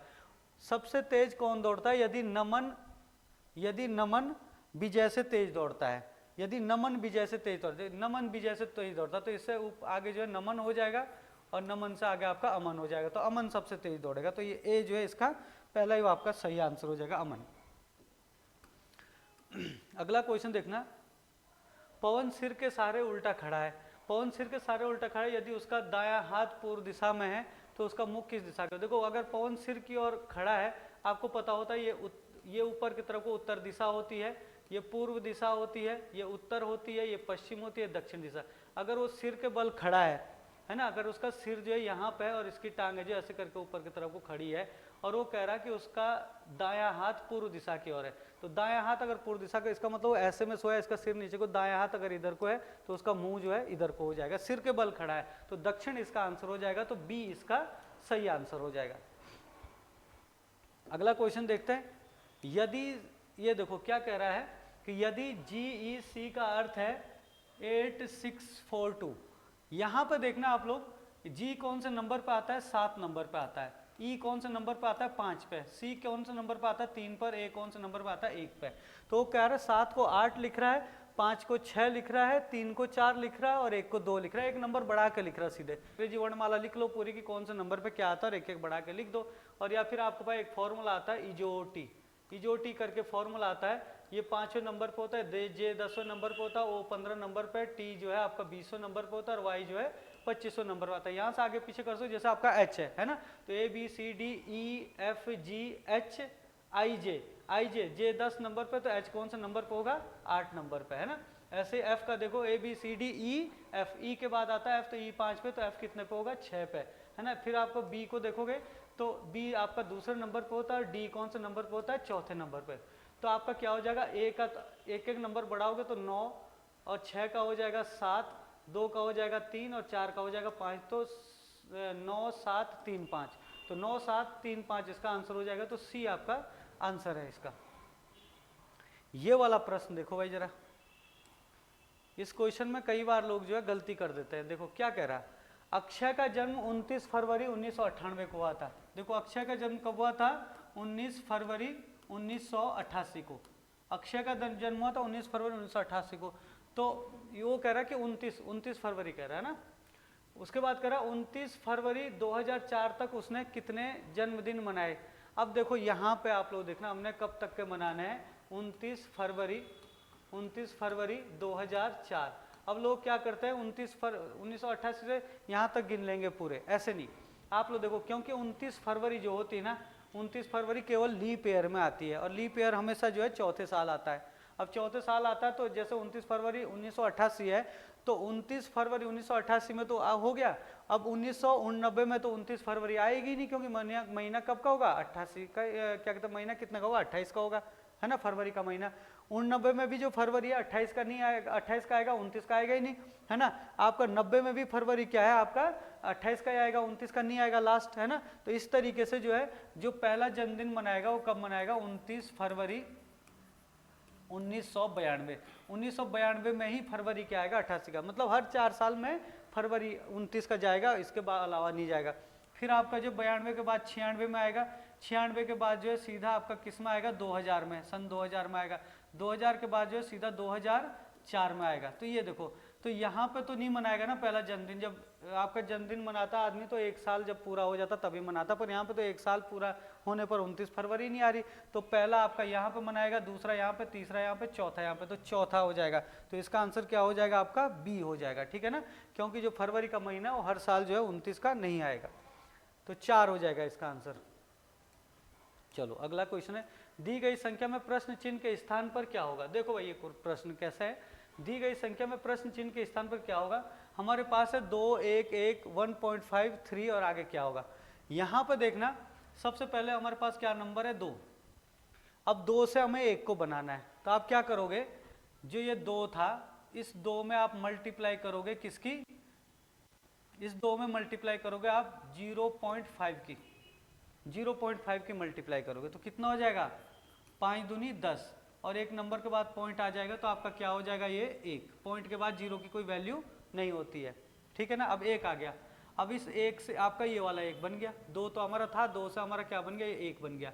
अब इस 1 से जो है हमने ये वाला 1 कैसे बनाना है, 1 इसके साथ मल्टीप्लाई करेंगे आप 1 की, है ना, इस 1 की मल्टीप्लाई करेंगे तो 1 की कम 1 आ जाएगा, तो हमारा क्या मिल गया यहाँ पे 1 आ गया, ठीक है। अब यहाँ पे देखना, जो ये वाला 1 था इस 1 को लेना है और इसके पास मल्टीप्लाई करनी है 1.5 की। अब देखो कैसे हुई, मैं एक बार फिर से बताऊंगा आपको। इसकी मल्टीप्लाई करेंगे 15 दूनी 30, तो 30 हो जाएगा, एक नंबर के बाद आपका पॉइंट लग जाएगा यहाँ पे, तो क्या हो गया इसका, ये हो गया आपका हाँ नहीं 1.5 की मल्टीप्लाई करनी है ना। चलो एक बार फिर से देखो इसको जरा, देखो क्या होगा इसमें, यहाँ पे 2 है, इस 2 से हमने ये वाला 1 बनाना है भाई, ठीक है ना। इस 2 से 1 कैसे बनेगा, तो आपने क्या करना है 2 में मल्टीप्लाई करनी है 0.5 की, है ना, 2 में मल्टीप्लाई करनी है 0.5 की, तो आप क्या करोगे 5 दूनी 10, 10 आ जाएगा, एक नंबर के बाद पॉइंट है तो ये आपका हो जाएगा, पॉइंट के बाद 0 की कोई वैल्यू नहीं होती तो 1 आ जाएगा। फिर जो हमने ये वाला 1 लेना है और इस 1 में मल्टीप्लाई करनी है 1 की, तो ये 1 की 1 के साथ मल्टीप्लाई करेंगे तो क्या हो जाएगा आपका 1 हो जाएगा, है ना। फिर हमने जो ये वाला 1 लेना है और इस 1 के साथ जो है मल्टीप्लाई करनी है आपने 1.5 की, 1.5 में जो है 1 की मल्टीप्लाई करेंगे तो 1.5 ही आएगा, तो ये हो गया 1.5। इसके बाद आपने ये वाला 1.5 लेना है और इसके साथ मल्टीप्लाई करनी 2 की, इस साथ 2 की मल्टीप्लाई करोगे तो 15 दूनी 30, तो क्या हो जाएगा आपका 30 हो जाएगा, लेकिन एक नंबर के बाद पॉइंट है तो यहाँ पॉइंट आएगा, पॉइंट के बाद 0 कोई वैल्यू नहीं, तो क्या हो जाएगा 3। इसके बाद आपने क्या लेना है, ये वाला 3 लेना है और इसके साथ मल्टीप्लाई करनी है। देखो अब देखो जरा समझो, पहले ये वाला 2 था ना, इस 2 से स्टार्ट किया तो इसमें साथ हमने 0.5 की मल्टीप्लाई करी, 0.5 का मतलब है आधा, आधे की मल्टीप्लाई करी और फिर आपकी 1 की मल्टीप्लाई हुई, फिर आपकी जो 1.5 की मल्टीप्लाई हुई, फिर आपकी 2 की मल्टीप्लाई हुई और अब किसकी मल्टीप्लाई हो जाएगी 2.5 की, है ना। पहले आपकी आधे की मल्टीप्लाई, फिर 1 की मल्टीप्लाई, फिर 1.5 की मल्टीप्लाई, फिर 2 की मल्टीप्लाई, फिर 2.5 की मल्टीप्लाई, मतलब इसके साथ जो आधे की मल्टीप्लाई हुई, फिर इसके साथ जो है 1 की मल्टीप्लाई हुई, फिर इसके बाद 1.5 की मल्टीप्लाई हुई, फिर इसके साथ 2 की मल्टीप्लाई हुई और इसके बाद 2.5 की मल्टीप्लाई होगी, है ना, आधा आधा पॉइंट बढ़ते जाएगा। अब इसके साथ इसकी मल्टीप्लाई हुई तो 25 या 75 हो जाएगा और एक नंबर के बाद पॉइंट है तो यहाँ पॉइंट आएगा, तो आपका आंसर होगा 7.5, तो 7.5 इसका आंसर हो जाएगा ए। चलो अगला क्वेश्चन देखते हैं। अगले क्वेश्चन में क्या कह रहा है, 7:35 पर घड़ी में मिनट और घंटे की सुइयां कितने डिग्री का कोण बनाएगी। अब यहाँ पे देखो भाई, अगर यहाँ पे मतलब आप इसकी वो देखोगे तो इसमें एक ट्रिक है। ट्रिक क्या है आपकी, कि जैसे आपके पास यहाँ 12 बजते हैं, यहाँ 6 बजते हैं, यहाँ पे 3 बजते हैं, यहाँ पे 4 बजते हैं, तो आपको क्या करना है, अगर हम नॉर्मल देखोगे तो 7 जब बजते हैं नॉर्मल, तो वैसे तो ये 7:35 7:30 बजे आएगी, लेकिन चलो हम ये 7 पे ही ले लेंगे, एक ट्रिक बता रहा हूँ। और जो 35 मिनट होता है वो भी 7 पे होता है, जब दोनों सुइयां जो है एक ही मतलब एक ही नंबर पे होती है लगभग, है ना, ये जो सेपरेट नंबर होते हैं, तो इनमें क्या है कि सीधा मिनट का आधा कर दो, तो 35 का आधा कितना होगा 35 का आधा होगा 17 दूनी 34, तो 17.5 है ना, तो 17.5 डिग्री इसका आंसर हो जाएगा, तो सी इसका आंसर हो जाएगा, है ना। बाकी इस प्रश्न को मैं डिटेल में बता दूंगा, क्लास में आपको डिटेल में भी बताया था मैंने, तो जिन्होंने पढ़ा उनको पता चल गया होगा कि क्या करना था और क्यों ऐसे हुआ होगा, है ना। अगर देखा जाए तो गैप देखा जाता है इन दोनों सुइयों के बीच, तो यहाँ पे गैप तो 0 है, तो 0 गुणा 30, 30 की मल्टीप्लाई होती है और प्लस करके आपका क्या हो जाएगा, मिनट का आधा 17.5, तो इनकी मल्टीप्लाई करोगे तो ये 0 हो जाएगा और 0 के साथ इसको जोड़ोगे तो 17.5 आंसर हो जाएगा।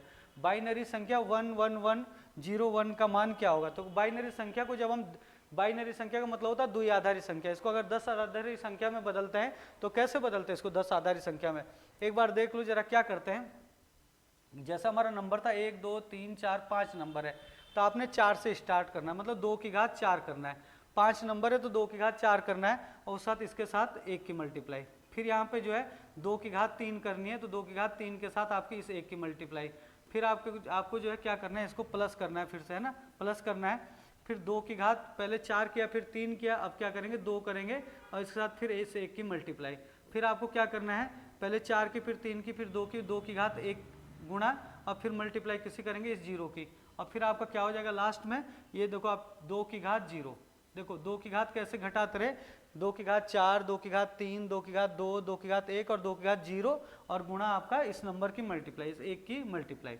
अब आप इसको देखोगे तो 2 की घात 4 है, तो इसको मल्टीप्लाई 4 बार करेंगे 2 को, तो ये क्या हो जाएगा 2 दूनी 4, 4 दूनी 8, 4 दूनी 16, 16 की 1 के साथ मल्टीप्लाई करेंगे तो 16 आ जाएगा, 2 की घात 3 करेंगे 2 दूनी 4, 4 दूनी 8 हो जाएगा, 2 की घात 2 करेंगे तो 2 दूनी 4 हो जाएगा, 4 के 1 के साथ मल्टीप्लाई करेंगे तो 4 हो जाएगा, 2 की घात 1 करोगे तो 2 ही आ जाएगा, लेकिन 0 के साथ मल्टीप्लाई करेंगे तो ये क्या हो जाएगा 0, 2 की घात 0 करोगे तो 2 की घात 0 का मतलब होता है 1 और 1 की 1 के साथ मल्टीप्लाई करेंगे तो क्या हो जाएगा 1, तो ये क्या हो जाए, जब भी किसी नंबर पे 0 पावर होती है तो उसकी वैल्यू 1 होती है, तो 16 और 8 कितना होता है 24, 24 और 4 28 और 1 29, तो 29 इसका आंसर हो जाएगा 29, तो देखो 29 होगा चौथे ऑप्शन में शायद, देखो 29 इसका आंसर हो गया, ठीक है। ये देखो 29 इसका क्या हो गया आंसर। चलो अगला क्वेश्चन देखते हैं, महाअधिवक्ता की चर्चा किस अनुच्छेद में है, तो थोड़ा सा देख लो भाई महाअधिवक्ता की चर्चा किस अनुच्छेद में, बाकी के अनुच्छेद भी देख लो उनमें क्या है, ऐसे करके आपको तैयारी करनी है। देखो महाअधिवक्ता की जो चर्चा है किस अनुच्छेद में, पहला हम 161 देखें, 161 में क्या है कि जो राज्यपाल होता है, राज्यपाल की क्षमादान शक्ति का प्रयोग, क्षमादान जैसे राष्ट्रपति के पास जो है क्षमादान शक्ति है, वैसे राज्यपाल के पास भी क्षमादान शक्ति है, तो राज्यपाल की क्षमादान शक्तियों का जो है चर्चा 161 में है ना। अगर आप 165 में देखोगे तो 165 में ही क्या है आपका महाधिवक्ता है, महाधिवक्ता की जो चर्चा है वो 165 में ही है, तो यही इसका आंसर है। 164 की बात करें तो राज्यपाल के द्वारा जो मुख्यमंत्री की नियुक्ति की जाती है वो इसके तहत की जाती है, अनुच्छेद 164 के तहत क्या है, राज्यपाल के द्वारा मुख्यमंत्री की नियुक्ति की जाती है। अगर आप 162 देखो तो 162 में राज्य की कार्यपालिका की शक्ति, तो राज्य की कार्यपालिका की शक्ति का प्रयोग जो है शक्ति की जो चर्चा है वो 162 में, ठीक है, तो समझ गए होंगे। अगला क्वेश्चन देखते हैं, क्वेश्चन नंबर 63। क्वेश्चन नंबर 63 में क्या है, कौन सा कथन निश्चित रूप से सही है। देखो 1764 में बक्सर का युद्ध अंग्रेजों और त्रिगुट सेना के बीच लड़ा गया था, तो 1764 में जो बक्सर का युद्ध हुआ था वो अंग्रेजों और त्रिगुट सेना के बीच हुआ था, ये बिल्कुल सही है। तो जो त्रिगुट सेना है उसमें देखो यहाँ पे इसकी व्याख्या भी कर रहा है, त्रिगुट सेना में मीर कासिम, अवध के नवाब सुजाउद्दौला, ये भी सही है, और मुगल बादशाह शाह आलम प्रथम, शाह आलम प्रथम नहीं थे, ये शाह आलम द्वितीय थे, मुगल बादशाह शाह आलम द्वितीय थे इसमें ना, शाह आलम प्रथम नहीं थे, तो ये आपका गलत हो गया, ठीक है ना। तो जो ये बक्सर का युद्ध था 1764 में, उसमें जो है क्या कहते हैं, जो त्रिगुट सेना थी, त्रिगुट सेना में आपके मीर कासिम थे, अवध के नवाब सुजाउद्दौला थे और एक मुगल बादशाह शाह आलम द्वितीय थे। बक्सर की लड़ाई ने यह तय कर दिया था कि अंग्रेज भारत में क्या करेंगे, शासन करेंगे, तो जो बक्सर की लड़ाई हुई थी उससे ये निश्चित हो गया था भाई कि अंग्रेज भारत में शासन करेंगे, ये सबसे महत्वपूर्ण लड़ाई थी अंग्रेजों के लिए, है ना। तो आपका जो है अब इसका जो है पहला और तीसरा सही होगा, तो पहला और तीसरा मतलब बी वाला इसका सही आंसर होगा। चलो अगला क्वेश्चन देखते हैं, भारत की मानक समय रेखा कौन सी है। तो जो भारत की मानक समय का मतलब है कि जो जहां से भारत का जो है टाइम देखा जाता है पूरे भारत का, वो भारत की मानक समय कहलाती है। तो 82.5 डिग्री पूर्वी देशांतर रेखा, तो 82.5 डिग्री पूर्वी देशांतर रेखा जो है भारत का मानक समय होता है। आप लोग ध्यान देना कि 82.5 डिग्री पूर्वी देशांतर है ना, ये जो 82.5 पूर्वी देशांतर रेखा है, ये क्या कहते हैं, जैसा हमारा उत्तर प्रदेश है तो उत्तर प्रदेश के नैनी सैनी से होकर गुजरती है ना, उत्तर प्रदेश के नैनी सैनी से होकर जो है ये 82.5 देशांतर पूर्वी देशांतर रेखा गुजरती है और यहीं से भारत का समय लिया जाता है। और अगर देखा जाए तो दुनिया का जो समय है वो कहाँ से लिया जाता है, ग्रीनविच से, ग्रीनविच से दुनिया का समय लिया जाता है। और इस ग्रीनविच का समय जो 0 डिग्री देशांतर रेखा पर है, 0 डिग्री देशांतर रेखा पर ग्रीनविच है। और भारत जब जो है 82.5 डिग्री पूर्वी देशांतर है, मतलब ग्रीनविच से पूर्व में ये 82.5 डिग्री है, तो भारत का जो मानक समय है वो ग्रीनविच समय से 5.5 घंटे क्या है आगे, 5.5 घंटे आगे जो है भारत का मानक समय है। तो इन चीजों को भी आपको ध्यान रखना है। अगला क्वेश्चन देखते हैं, अर्जुन पुरस्कार की शुरुआत कब हुई थी? तो अगर अर्जुन पुरस्कार की शुरुआत देखें तो अर्जुन पुरस्कार की शुरुआत जो है 1961 में हुई थी भाई, ठीक। जो राशि दी जाती थी वो 5 लाख दी जाती थी, है ना, 2020 तक 5 लाख राशि दी जाती थी 1961 से। और अब जो है इसमें जो है 15 लाख रुपए राशि दी जाती है, 15 लाख रुपए नगद इनाम दिया जाता है। और उसके अलावा जो है एक अर्जुन की कांस्य मूर्ति जो है यहाँ पे भेंट की जाती है ना, ये भी आपको ध्यान रखना है। किस संधि के तुरंत पश्चात बंगाल में द्वैत शासन प्रणाली की शुरुआत रॉबर्ट क्लाइव ने प्रारंभ की थी? देखो आपको पता होगा बंगाल में जो द्वैत शासन की शुरुआत हुई थी वो द्वैत शासन की शुरुआत किसने की थी? रॉबर्ट क्लाइव ने की थी। और द्वैत शासन की जो शुरुआत हुई थी वो कब हुई थी? 1765 से 1772 तक, 1765 से 1772 तक जो है चली थी ये। या आप बोलोगे ज़्यादातर शुरुआत कुछ ही आती है कि द्वैत शासन की शुरुआत जो है भारत में किसने की थी और कब की थी? तो 1765 में जो इलाहाबाद की संधि हुई थी ना, इलाहाबाद की संधि हुई थी। इलाहाबाद की संधि में, ये इलाहाबाद की संधि 2 बार हुई थी वैसे, है ना। इलाहाबाद की संधि जो एक तो हुई थी 12 अगस्त को, 12 अगस्त 1765 को, और दूसरी संधि हुई थी 16 अगस्त को, है ना, 16 अगस्त 1765 को। तो जो 12 अगस्त 1765 को जो इलाहाबाद की संधि हुई थी, है ना, मुगल बादशाह शाह आलम द्वितीय और किसके बीच हुई थी? किसके बीच हुई थी? क्या कहते हैं, अंग्रेजों के बीच, या फिर आप बोल सकते हो रॉबर्ट क्लाइव के बीच हुई थी। इस संधि के तहत क्या हुआ था कि अंग्रेजों को बंगाल की, उड़ीसा की और बिहार की दीवानी प्राप्त हो गई थी।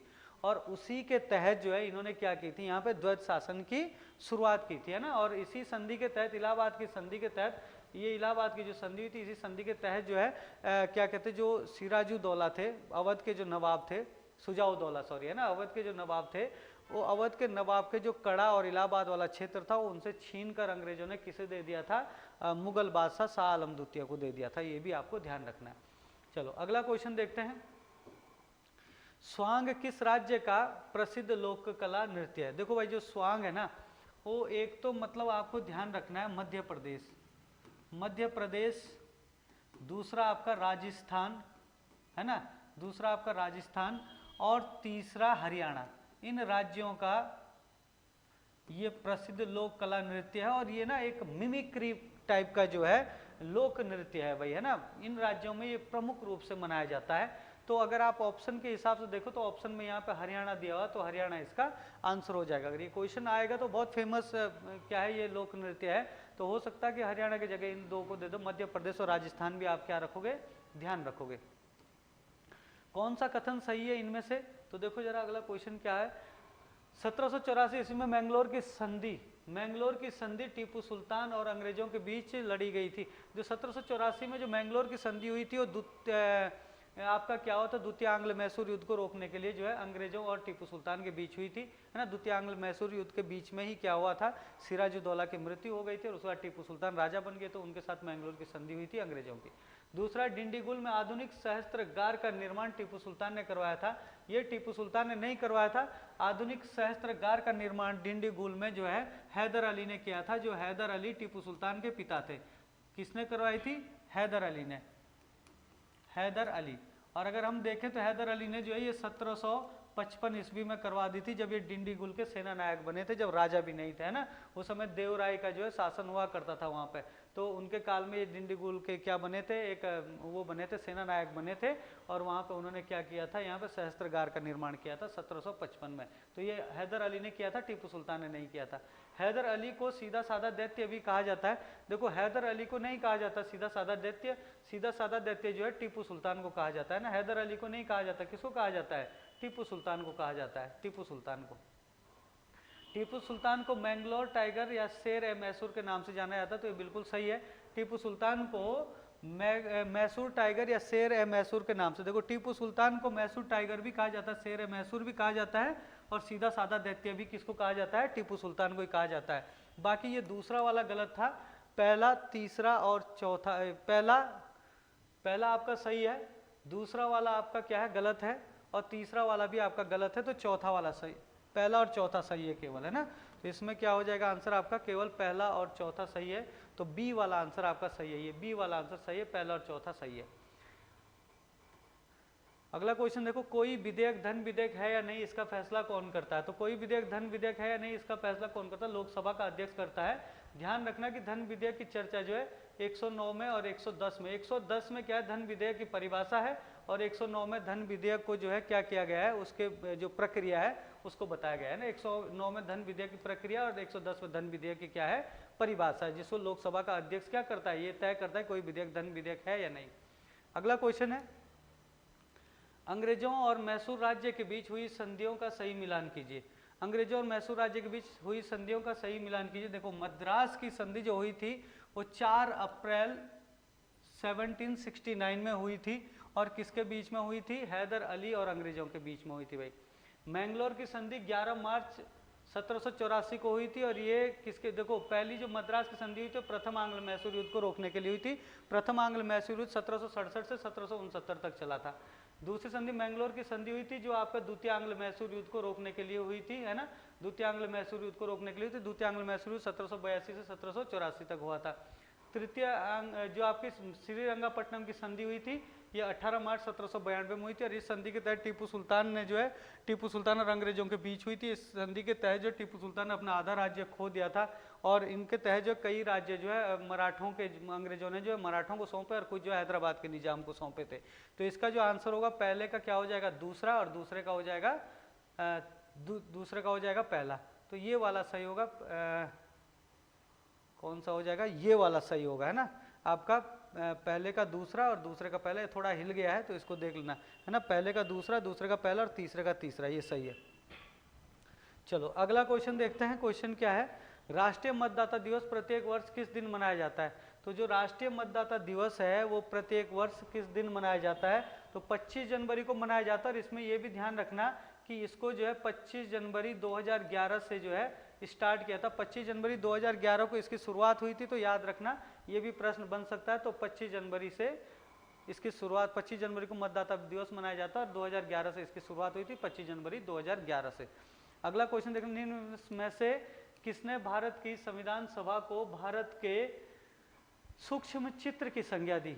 तो ये भाई आपका आंसर आएगा ग्रेनविल ऑस्टिन। ग्रेनविल ऑस्टिन ने जो है भारतीय संविधान सभा को भारत के सूक्ष्म चित्र की संज्ञा दी थी भाई, ठीक है ना। संविधानिक सभा जानते हो ना, संविधान सभा का मतलब है जिसने संविधान का निर्माण किया था। चलो अगला क्वेश्चन है, अंग्रेजों के नमक कानून के विरुद्ध महात्मा गांधी ने कौन सा आंदोलन शुरू किया था। आप लोगों को पता होगा भाई, जब 12 मार्च है ना, 12 मार्च को जब सविनय अवज्ञा आंदोलन हुआ था, जिसका आपने नमक कानून के बारे में सुना होगा, है ना। जो नमक कानून है, नमक कानून को तोड़ने के लिए गांधी जी ने दांडी मार्च किया था, ठीक है ना, दांडी मार्च। इसलिए आपको ये 12 मार्च जो है याद रखना है। 12 मार्च 1930 में ये शुरू हुआ था, और ये जो है 6 अप्रैल 1930 को जो है इसे नमक कानून को जो तोड़ा गया था गांधी जी द्वारा, और 78 स्वयं सेवकों के साथ जो है गांधी जी ने क्या है इसको शुरू किया था। तो आप इसके बारे में और भी बहुत सारे डिटेल में देख सकते हो। बाकी खिलाफत आंदोलन के बारे में डिटेल में देख लेना, भारत छोड़ो आंदोलन, इनमें से किसी को भी पूछा जा सकता है पेपर में ना। अगला क्वेश्चन देखो, भारत में जिप्सम का सर्वाधिक उत्पादन निम्न में से किस राज्य में होता है। हरियाणा, कर्नाटक, उड़ीसा और राजस्थान में जिप्सम का सर्वाधिक जो क्या कहते हैं उत्पादन होता है वो राजस्थान में होता है। और ये ध्यान रखना आप लोग कि इस राजस्थान में जिप्सम का सर्वाधिक उत्पादन तो होता है, लेकिन आप लोग ध्यान देना भारत का जो 82% जिप्सम का उत्पादन में जो क्या होता है सहयोग है वो राजस्थान का ही है। बहुत महत्वपूर्ण, ये भी पूछ सकता है कि राजस्थान में लगभग जिप्सम का कितना उत्पादन होता है, तो ये लगभग 82%। निम्नलिखित कथनों पर विचार कीजिए। ये देखो भाई क्या विचार करना है। ए दे रखा कथन है, संविधान के अनुच्छेद 32 को डॉक्टर भीमराव अंबेडकर ने इसकी आत्मा कहा, तो बिल्कुल सही है। दूसरा, अनुच्छेद 32 मौलिक अधिकारों के अतिक्रमण के विरुद्ध प्रभावी उपचार का प्रावधान करता है, ये भी सही है। और यहाँ पे कह रहा है कि नीचे दिए गए कूट क्या है कि ए तथा आर दोनों सही है, यहाँ तक ठीक कह रहा है कि ए तथा आर दोनों सही है, और ए का सही स्पष्टीकरण आर है, और ए का सही स्पष्टी। देखो संविधान की आत्मा भीमराव अंबेडकर ने कहा, और कहा क्यों? क्योंकि वो मौलिक अधिकारों के अतिक्रमण के विरुद्ध जो है प्रभावी उपचार का प्रावधान करता है। तो मतलब इस ये जो दिया गया है इसकी व्याख्या जो है आर में दी गई है और बिल्कुल सही व्याख्या दी गई है, तो आपका ए वाला बिल्कुल सही आंसर है। इस तरीके से किए जाते हैं इन क्वेश्चन को। अगला क्वेश्चन है, बुली शब्द का प्रयोग किस खेल में किया जाता है? तो बुली शब्द का प्रयोग जो हॉकी में किया जाता है, तो ये शब्दों के ध्यान रखना, शब्दावलिया है, जीके के क्वेश्चन है, इसमें कोई डिटेल में बताने की जरूरत है नहीं। बुली शब्द का प्रयोग जो है किस खेल में किया जाता है? हॉकी में। किस भारतीय एथलीट को उड़न परी के नाम से जाना जाता है? तो पीटी उषा, पीटी उषा को उड़न परी के नाम से जाना जाता है, ठीक है, तो ये भी ध्यान रखना इंपॉर्टेंट है। राज्यसभा सांसद बनी थी पीटी उषा। अगला क्वेश्चन है आपका, निम्न में से कौन सा एक रिट न्यायालय में कार्यवाही लंबित होने की दिशा में लागू किया जाता है? देखो कार्यवाही लंबित होने की दिशा में प्रतिषेध, प्रोविशन कह सकते हो आप लोग, प्रतिषेध को रखा जाता है ना। ये वाली जो दोनों है ये मतलब सरकारी कर्मचारी पर लगाई जाती है, ये भी पूछ लेता, सरकारी कर्मचारी पर लगाई जाती है, और ये किस कंडीशन में लगाई जाती है? जैसे अगर इसकी बात करें अधिकार परीक्षा की, तो कोई जो कर्मचारी है उसको अगर काम कुछ और है उसका, और उसके अलावा जो है कुछ और काम कर रहा है, जैसे कोई हम बात करें कि पुलिस वाला होता है एक, तो पुलिस वाला जो है एक SI है, या फिर 2 स्टार वाला जो होता है उसको चालान काटने का अधिकार होता है। 1 स्टार वाला हो या 1-2 स्टार से नीचे वाला होता है वो चालान नहीं काट सकता। अगर वो चालान काट रहा है 1 स्टार वाला या फिर सिंपल सिपाही है, तो उसका जो हम कोर्ट में उसको याचिका दायर कर सकते हैं, और उसका अधिकार परीक्षा की जो है उससे मतलब पूछा जाएगा, है ना। दूसरी बात ये भी हो सकता है कि जैसे कोई क्या कहते हैं, कोई स्कूल का सरकारी टीचर है और सरकारी टीचर के साथ जो कुछ और काम कर रहा है, तो उस पर भी ये अधिकार परीक्षा कि किस अधिकार से आप कुछ और काम कर रहे हो, भाई इसका जवाब देना पड़ेगा। परमादेश की बात करें तो परमादेश की बात है कि जब कोई अपनी ड्यूटी ही सही से नहीं निभा रहा, तो उस सरकारी कर्मचारी पर कि उसको ड्यूटी पे 5 बजे ड्यूटी से जो है 5 बजे जाना था और पहले ही 3 बजे निकल जा रहा है, या फिर ड्यूटी पर 10 बजे आना था या 9 बजे आना था, वो आपका 12-1 बजे आ रहा है। तो ये सारी चीज़ें जो इस तरीके से लागू की जाती है, इनको अच्छे से पढ़ लेना। वैसे पॉलिटिकल में मैंने अच्छे से पढ़ा रखा है, समझा रखा है सबको। तो इसका आंसर क्या हो जाएगा? सी आंसर इसका सही है। भारत का प्रथम बंदरगाह कौन सा कहलाता है? तो आपको ध्यान रखना भाई, भारत का जो प्रथम बंदरगाह कहलाता है ना, ये सिंधु घाटी सभ्यता से संबंधित है, लोथल बंदरगाह। इसको भारत का सबसे पुराना बंदरगाह या प्रथम बंदरगाह कहा जाता है। अगला क्वेश्चन है, फातिमा बीबी, देखो क्या कह रहा है, फातिमा बीबी का हाल ही में निधन हुआ, उनके बारे में निम्न से कौन सा कथन सही है? मतलब विचार करना। भारत के सर्वोच्च न्यायालय की वह पहली महिला न्यायाधीश थी, बिल्कुल सही है, ये सही है। उन्होंने 1997 से 2001 तक केरल राज्य के राज्यपाल के रूप में सेवाएं दी। देखो भाई, सबसे पहली बात कि ये केरल राज्य में इनका जन्म हुआ था, ये केरल की रहने वाली थी, लेकिन जो राज्यपाल बनी थी ये किस राज्य की बनी थी? तमिलनाडु की। तो इस हिसाब से ये क्या हो गया आपका? गलत हो गया। वह उच्चतर न्यायपालिका तक पहुंचने वाली पहली मुस्लिम महिला थी, तो ये भी आपका क्या हो जाएगा? सही हो जाएगा। तो इसका जो आंसर है वो दूसरा वाला गलत होगा, बाकी पहला और तीसरा सही है। तो पहला और तीसरा सही है, तो ए इसका सही आंसर हो जाएगा। चलो अगला क्वेश्चन देखते हैं। इसके बाद भाई उत्तराखंड के क्वेश्चन है, और उत्तराखंड के क्वेश्चन के लिए मैं आपको बता दूं कि आज उत्तराखंड के सर नहीं है, किसी कारणवश नहीं आ पाए, तो मैं इसके केवल आपको सीधे सीधे आंसर बता देता हूं पढ़ के कि क्या किसका आंसर होना चाहिए। तो सीधा आंसर बताता हूं, आप देख लेना। और क्या है ना, ज़्यादा डिटेल में मैं नहीं बता पाऊंगा क्योंकि मैं बहुत बड़ा हो रहा है पेपर, तो इतना मैं उत्तराखंड के जो सर है वो करवा सकते थे इसको, लेकिन वो आज नहीं आ पाए किसी कारणवश। तो अगले पेपर में वो आएंगे करवाने, तो इसके मैं आंसर बता देता हूँ कि क्या पेपर है। क्वेश्चन सारे के सारे वेरी वेरी इंपॉर्टेंट क्वेश्चन है, तो इनका आंसर देखो जरा क्या है उत्तराखंड के क्वेश्चन का आंसर, है ना। पहला क्वेश्चन है, ये देखो हमने जो है सही कथन का चयन करना है। इटबसन कांड 1930 में पौड़ी में हुआ था, ये ए है। आर है, इबटसन ने ब्रिटिश गढ़वाल की जनता पर मनचाहे कर थोप दिए थे, जिस कारण जनता आक्रोशित हो गई थी। कथन ए व आर दोनों सही है, और आर ए का सही स्पष्टीकरण है ना। ये दे रहा आपका कथन ए सही है, जबकि कारण आर गलत है। तो आपका ये वाला जो है आपका बी वाला ही सही है, बाकी ये सब गलत है।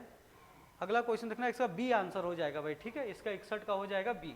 62 देखो, 62 क्वेश्चन में क्या कह रहा है, देखो देवप्रयाग स्थित रघुनाथ मंदिर किस शैली में बना है? तो ये मंदिर जो है द्रविड़ शैली में बना। देवप्रयाग में स्थित जो रघुनाथ मंदिर है द्रविड़ शैली में।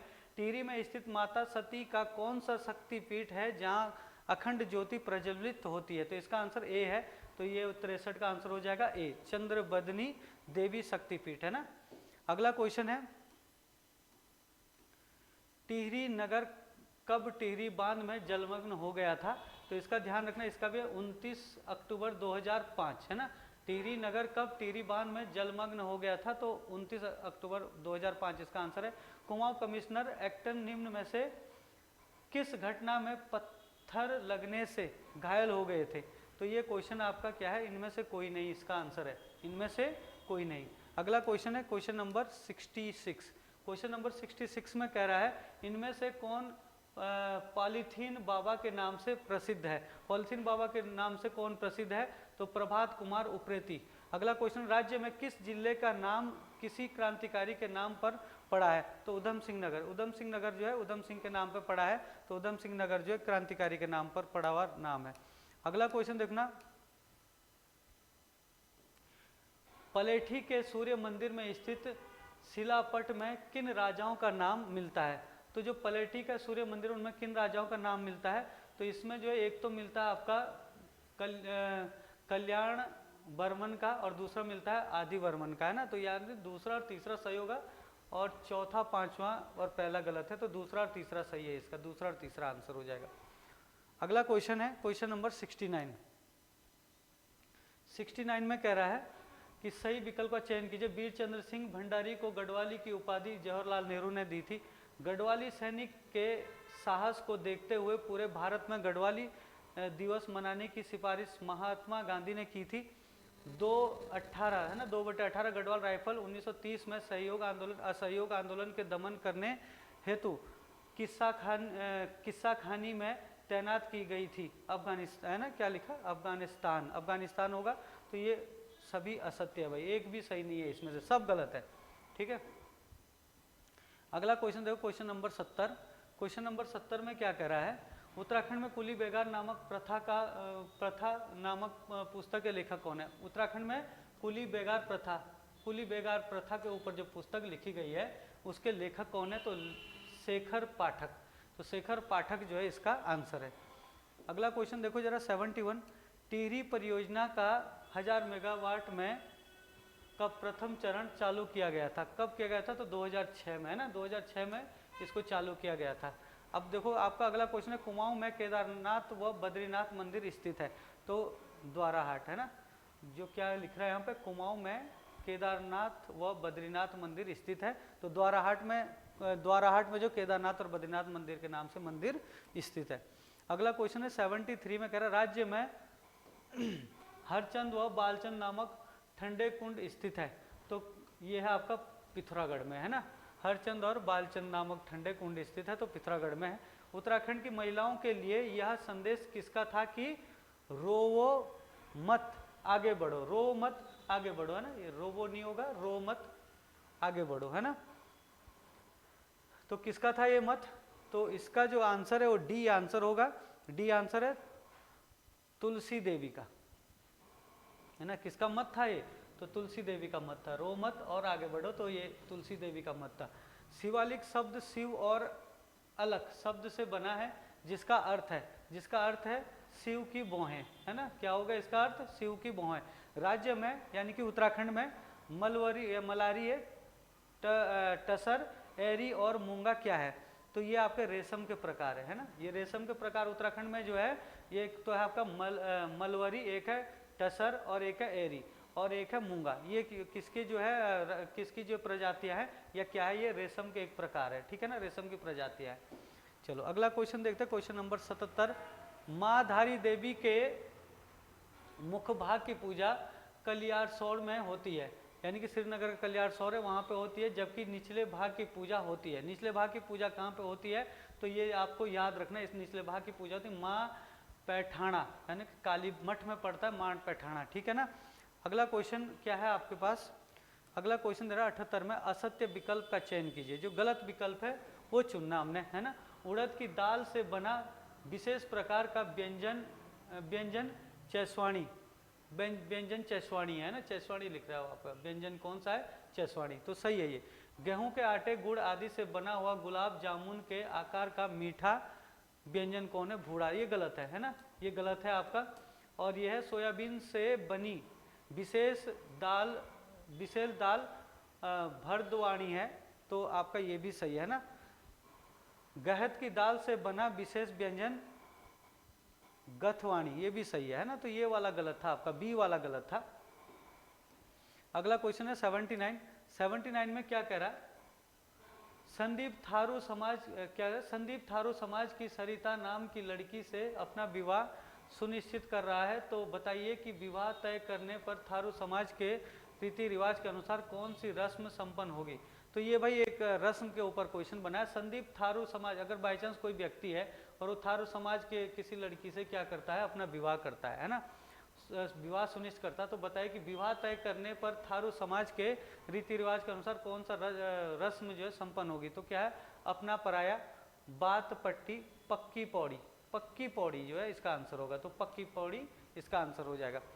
सही मिलान कीजिए, सही मिलान क्या है इसका, देखो इसका सही मिलान करना है, तो इसका आंसर जो है बी हो जाएगा। देखो बी में क्या है, यहाँ पे ए का तीसरा, यानी कि भारत केसरी, लाभांशु शर्मा को कहा जाता है भारत केसरी, ठीक है। बी का पहला एप्पण गर्ल, एप्पण गर्ल कहा जाता है मीनाक्षी ख्याति को, एप्पण गर्ल। और मशरूम गर्ल कहा जाता है किसको, सी का दूसरा है, तो सी का दूसरा हो जाएगा आपका दिव्या रावत को, ठीक है ना। तो ये चीजें आपको ध्यान रखना है। चलो अगला क्वेश्चन देखते हैं 81। गुरुकुल कांगड़ी विद्यालय की स्थापना स्वामी पद्मानंद ने हरिद्वार में की थी, कब की थी, तो 1902 में। देखो गुरुकुल कांगड़ी की स्थापना 1902 में हुई थी भाई, ठीक है ना, याद रखना।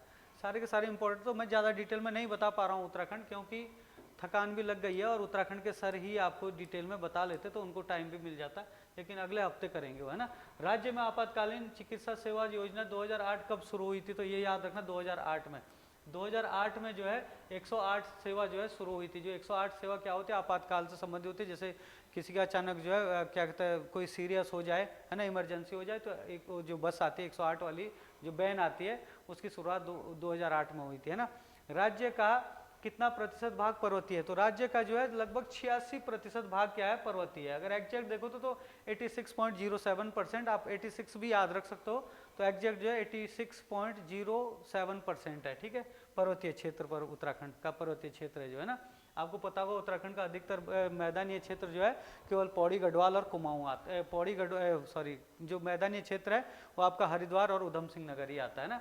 किस केदार में भगवान शिव के नाभि की पूजा की जाती है, तो क्या कहता है, मधमेश्वर नाथ में जो है शिव जी के किसकी पूजा की जाती है, नाभि की पूजा की जाती है, मधमेश्वर ने, है ना। तो न तनखा भजराम हवालदारी कहावत का सही अर्थ क्या होगा, तो इसका जो सही अर्थ होगा वो क्या होगा, बिना वेतन के बड़ा काम करना, ठीक है। अगला क्वेश्चन है आपके 36 रकम 32 कलम राजस्व प्रणाली है, तो ये चंद वंश की राजस्व प्रणाली थी भाई, है ना। 36 रकम और 32 कलम किसकी राजस्व प्रणाली थी, तो चंद वंश की। कौन मंदिर 12 ज्योतिर्लिंगों में सम्मिलित है, तो 12 ज्योतिर्लिंगों में जो उत्तराखंड का मंदिर है वो कौन सा, इनमें से केदारनाथ। इंपॉर्टेंट है, एग्जाम में कई बार जो है आ गया है ना। अगला क्वेश्चन, उत्तराखंड प्रशासनिक प्रशिक्षण अकादमी स्थित है, तो उत्तराखंड प्रशासनिक प्रशिक्षण अकादमी कहाँ पे है, तो नैनीताल में, है ना। नैनीताल में उत्तराखंड प्रशिक्षण अकादमी है भाई, ठीक है। अगला क्वेश्चन है 2011 की जनगणना के अनुसार राज्य में पुरुष व महिला साक्षरता है, तो पुरुष और साक्षरता, महिला की जो साक्षरता हो कितने, आपका ए आंसर होगा। अगर आप पुरुष और महिला की साक्षरता देखो तो यहाँ पे थोड़ा सा एक चीज छूट गया है, यहाँ पे क्या होना चाहिए, क्रमशः, क्रमशः मतलब पहले वाला पुरुष का और दूसरा वाला महिला का। तो पुरुष की है 87.82% और महिला की है, ये मतलब आपकी किसकी हो जाएगी, मेल की हो जाएगी, और ये किसकी हो जाएगी, फीमेल की। महिला की 70% है। चलो अगला क्वेश्चन देखते हैं। निम्न में से किस फसल को बिलियन डॉलर ग्रॉस के नाम से जाना जाता है, तो आपको ध्यान रखना झंगोरा। बिलियन डॉलर ग्रास के नाम से किसको जाना जाता है, झंगोरे को जाना जाता है, ठीक है। झंगोरा उत्तराखंड में बहुत फेमस फसल है, पर्वतीय क्षेत्र में बहुत बोया जाता है ना। उत्तराखंड की महिलाएं एक आभूषण जिसे लौंग भी कहते हैं, पहनती है नाक में। जो लौंग नाम का जो आभूषण है भाई, कौन सा? लौंग नाम का आभूषण, उसे कहाँ पहना जाता है? नाक में पहना जाता है, ठीक है ना। महात्मा गांधी ने ईसाई समाज का उत्कृष्ट पुष्प किसे कहा? तो महात्मा गांधी ने ईसाई समाज का उत्कृष्ट पुष्प कहा किसको? विक्टर मोहन जोशी को। तो विक्टर मोहन जोशी जो इसका क्या हो जाएगा? आंसर हो जाएगा। अगला क्वेश्चन देखो 93, राज्य में बोई जाने वाली कौड़ी किस ऋतु की फसल है? तो राज्य में जो बोली जाने वाली कौड़ी है वो किसी खरीफ, जो कौड़ी है जैसे झंगुरा कौड़ी है तो खरीफ की फसल का ये है ना। अगला क्वेश्चन देखते हैं जरा यहाँ पे 94, 2011 के अनुसार सर्वाधिक लिंगानुपात वाला जिला कौन सा है? तो सबसे अधिक लिंगानुपात वाला जिला कौन सा है? तो अल्मोड़ा। जो अल्मोड़ा का लिंगानुपात है वो उत्तराखंड में क्या है? सबसे ज़्यादा। लिंगानुपात का मतलब क्या होता है? जहाँ पे क्या है, पुरुषों के तुलना में जो महिला है वो कितनी है। तो यहाँ पे महिला जो है पुरुषों से भी ज़्यादा है ना, तो अल्मोड़ा का जो लिंगानुपात है वो उत्तराखंड में ज़्यादा है ना। अगला क्वेश्चन है, राज्य में ठर पूजा उत्सव किस जनपद में मनाया जाता है? तो ठर पूजा जो उत्तरकाशी में मनाया जाता है। देखो ठर पूजा में क्या होता है कि एक पत्थर का जो है वो बनाया जाता है, क्या कहते हैं, पत्थर का एक वो बनाया जाता है, जैसे मंदिर टाइप का समझ लो आप लोग, छोटा सा, और उसके चारों तरफ जो है सुबह सुबह जो है फूल पूजे जाते हैं, तो इसको ही ठर पूजा कहते हैं ना। ये अप्रैल मई के आसपास जो है होती है ठर पूजा। मार्च अप्रैल में जब फूलों का मौसम होता है उस समय होती है ठर पूजा। अगला क्वेश्चन देखो, सही मिलान कीजिए। मद्रास बम कांड, मद्रास बम कांड, देखो भाई पहले का होगा तीसरा, मद्रास बम कांड जो है इंद्रलाल शाह से संबंधित है, और दूसरे का जो होगा दूसरा का गाडोदिया स्टोर डकैती, ये आपका भवानी सिंह है, और ऊटी बैंक डकैती कांड जो ये किससे है? बच्चूलाल भट्ट से है। तो इसका आंसर क्या हो जाएगा? ए हो जाएगा। तो पहले का तीसरा, दूसरे का दूसरा और तीसरे का पहला, ठीक है। 97 क्वेश्चन है, क्या है? भारत छोड़ो आंदोलन के समय कुमाऊं से नजरबंद किए जाए गए प्रथम कांग्रेसी कौन थे? देखो भारत छोड़ो आंदोलन के समय कुमाऊं से नजरबंद किए गए प्रथम कांग्रेसी कौन थे? तो हरगोविंद पंत थे भाई, है ना। इसका आंसर क्या होगा? हरगोविंद पंत, है ना। हरगोविंद पंत इसका आंसर है। 18 अगस्त 1942 को देवघाट गोलीकांड में शहीद हुए थे। कौन शहीद हुए थे भाई इस समय? तो आपको ध्यान रखना है, एक तो आपके हुए थे हरिकृष्ण उप्रेती, है ना, और दूसरे जो शहीद हुए थे वो हुए थे हीरामणि बड़ोला। तो आपका आंसर क्या हो जाएगा? दूसरा और पांचवा, तो बी वाला इसका सही आंसर है। अगला क्वेश्चन देखते हैं 99, तो 99 और 100, 99 का देखो, स्थानीय भाषा में उस बर्तन को क्या कहा जाता है जिसमें दही मथी जाती है? जिसमें दही मथी जाती है तो उसको कहते हैं परोठा। जिसमें दही मथी जाती है मतलब जिसमें दही को लगाने के बाद जो दही से जो मट्ठा बनाया जाता है, और मट्ठे से फिर क्या निकलता है? मक्खन निकलता है, तो उसको क्या कहते हैं? परोठा कहा जाता है, ठीक है। अगला क्वेश्चन देखो यहाँ पे, नई संसद भवन के पीपुल हॉल में बनाई गई एप्पण चित्रकला किस जिले की हेमलता बड़तवाल ने तैयार की थी? तो ये किस जिले की थी हेमलता बड़तवाल? तो नैनीताल जिले की थी। तो ये आपके जो है सारे के सारे क्वेश्चन हो गए, इसका डी आंसर सही है।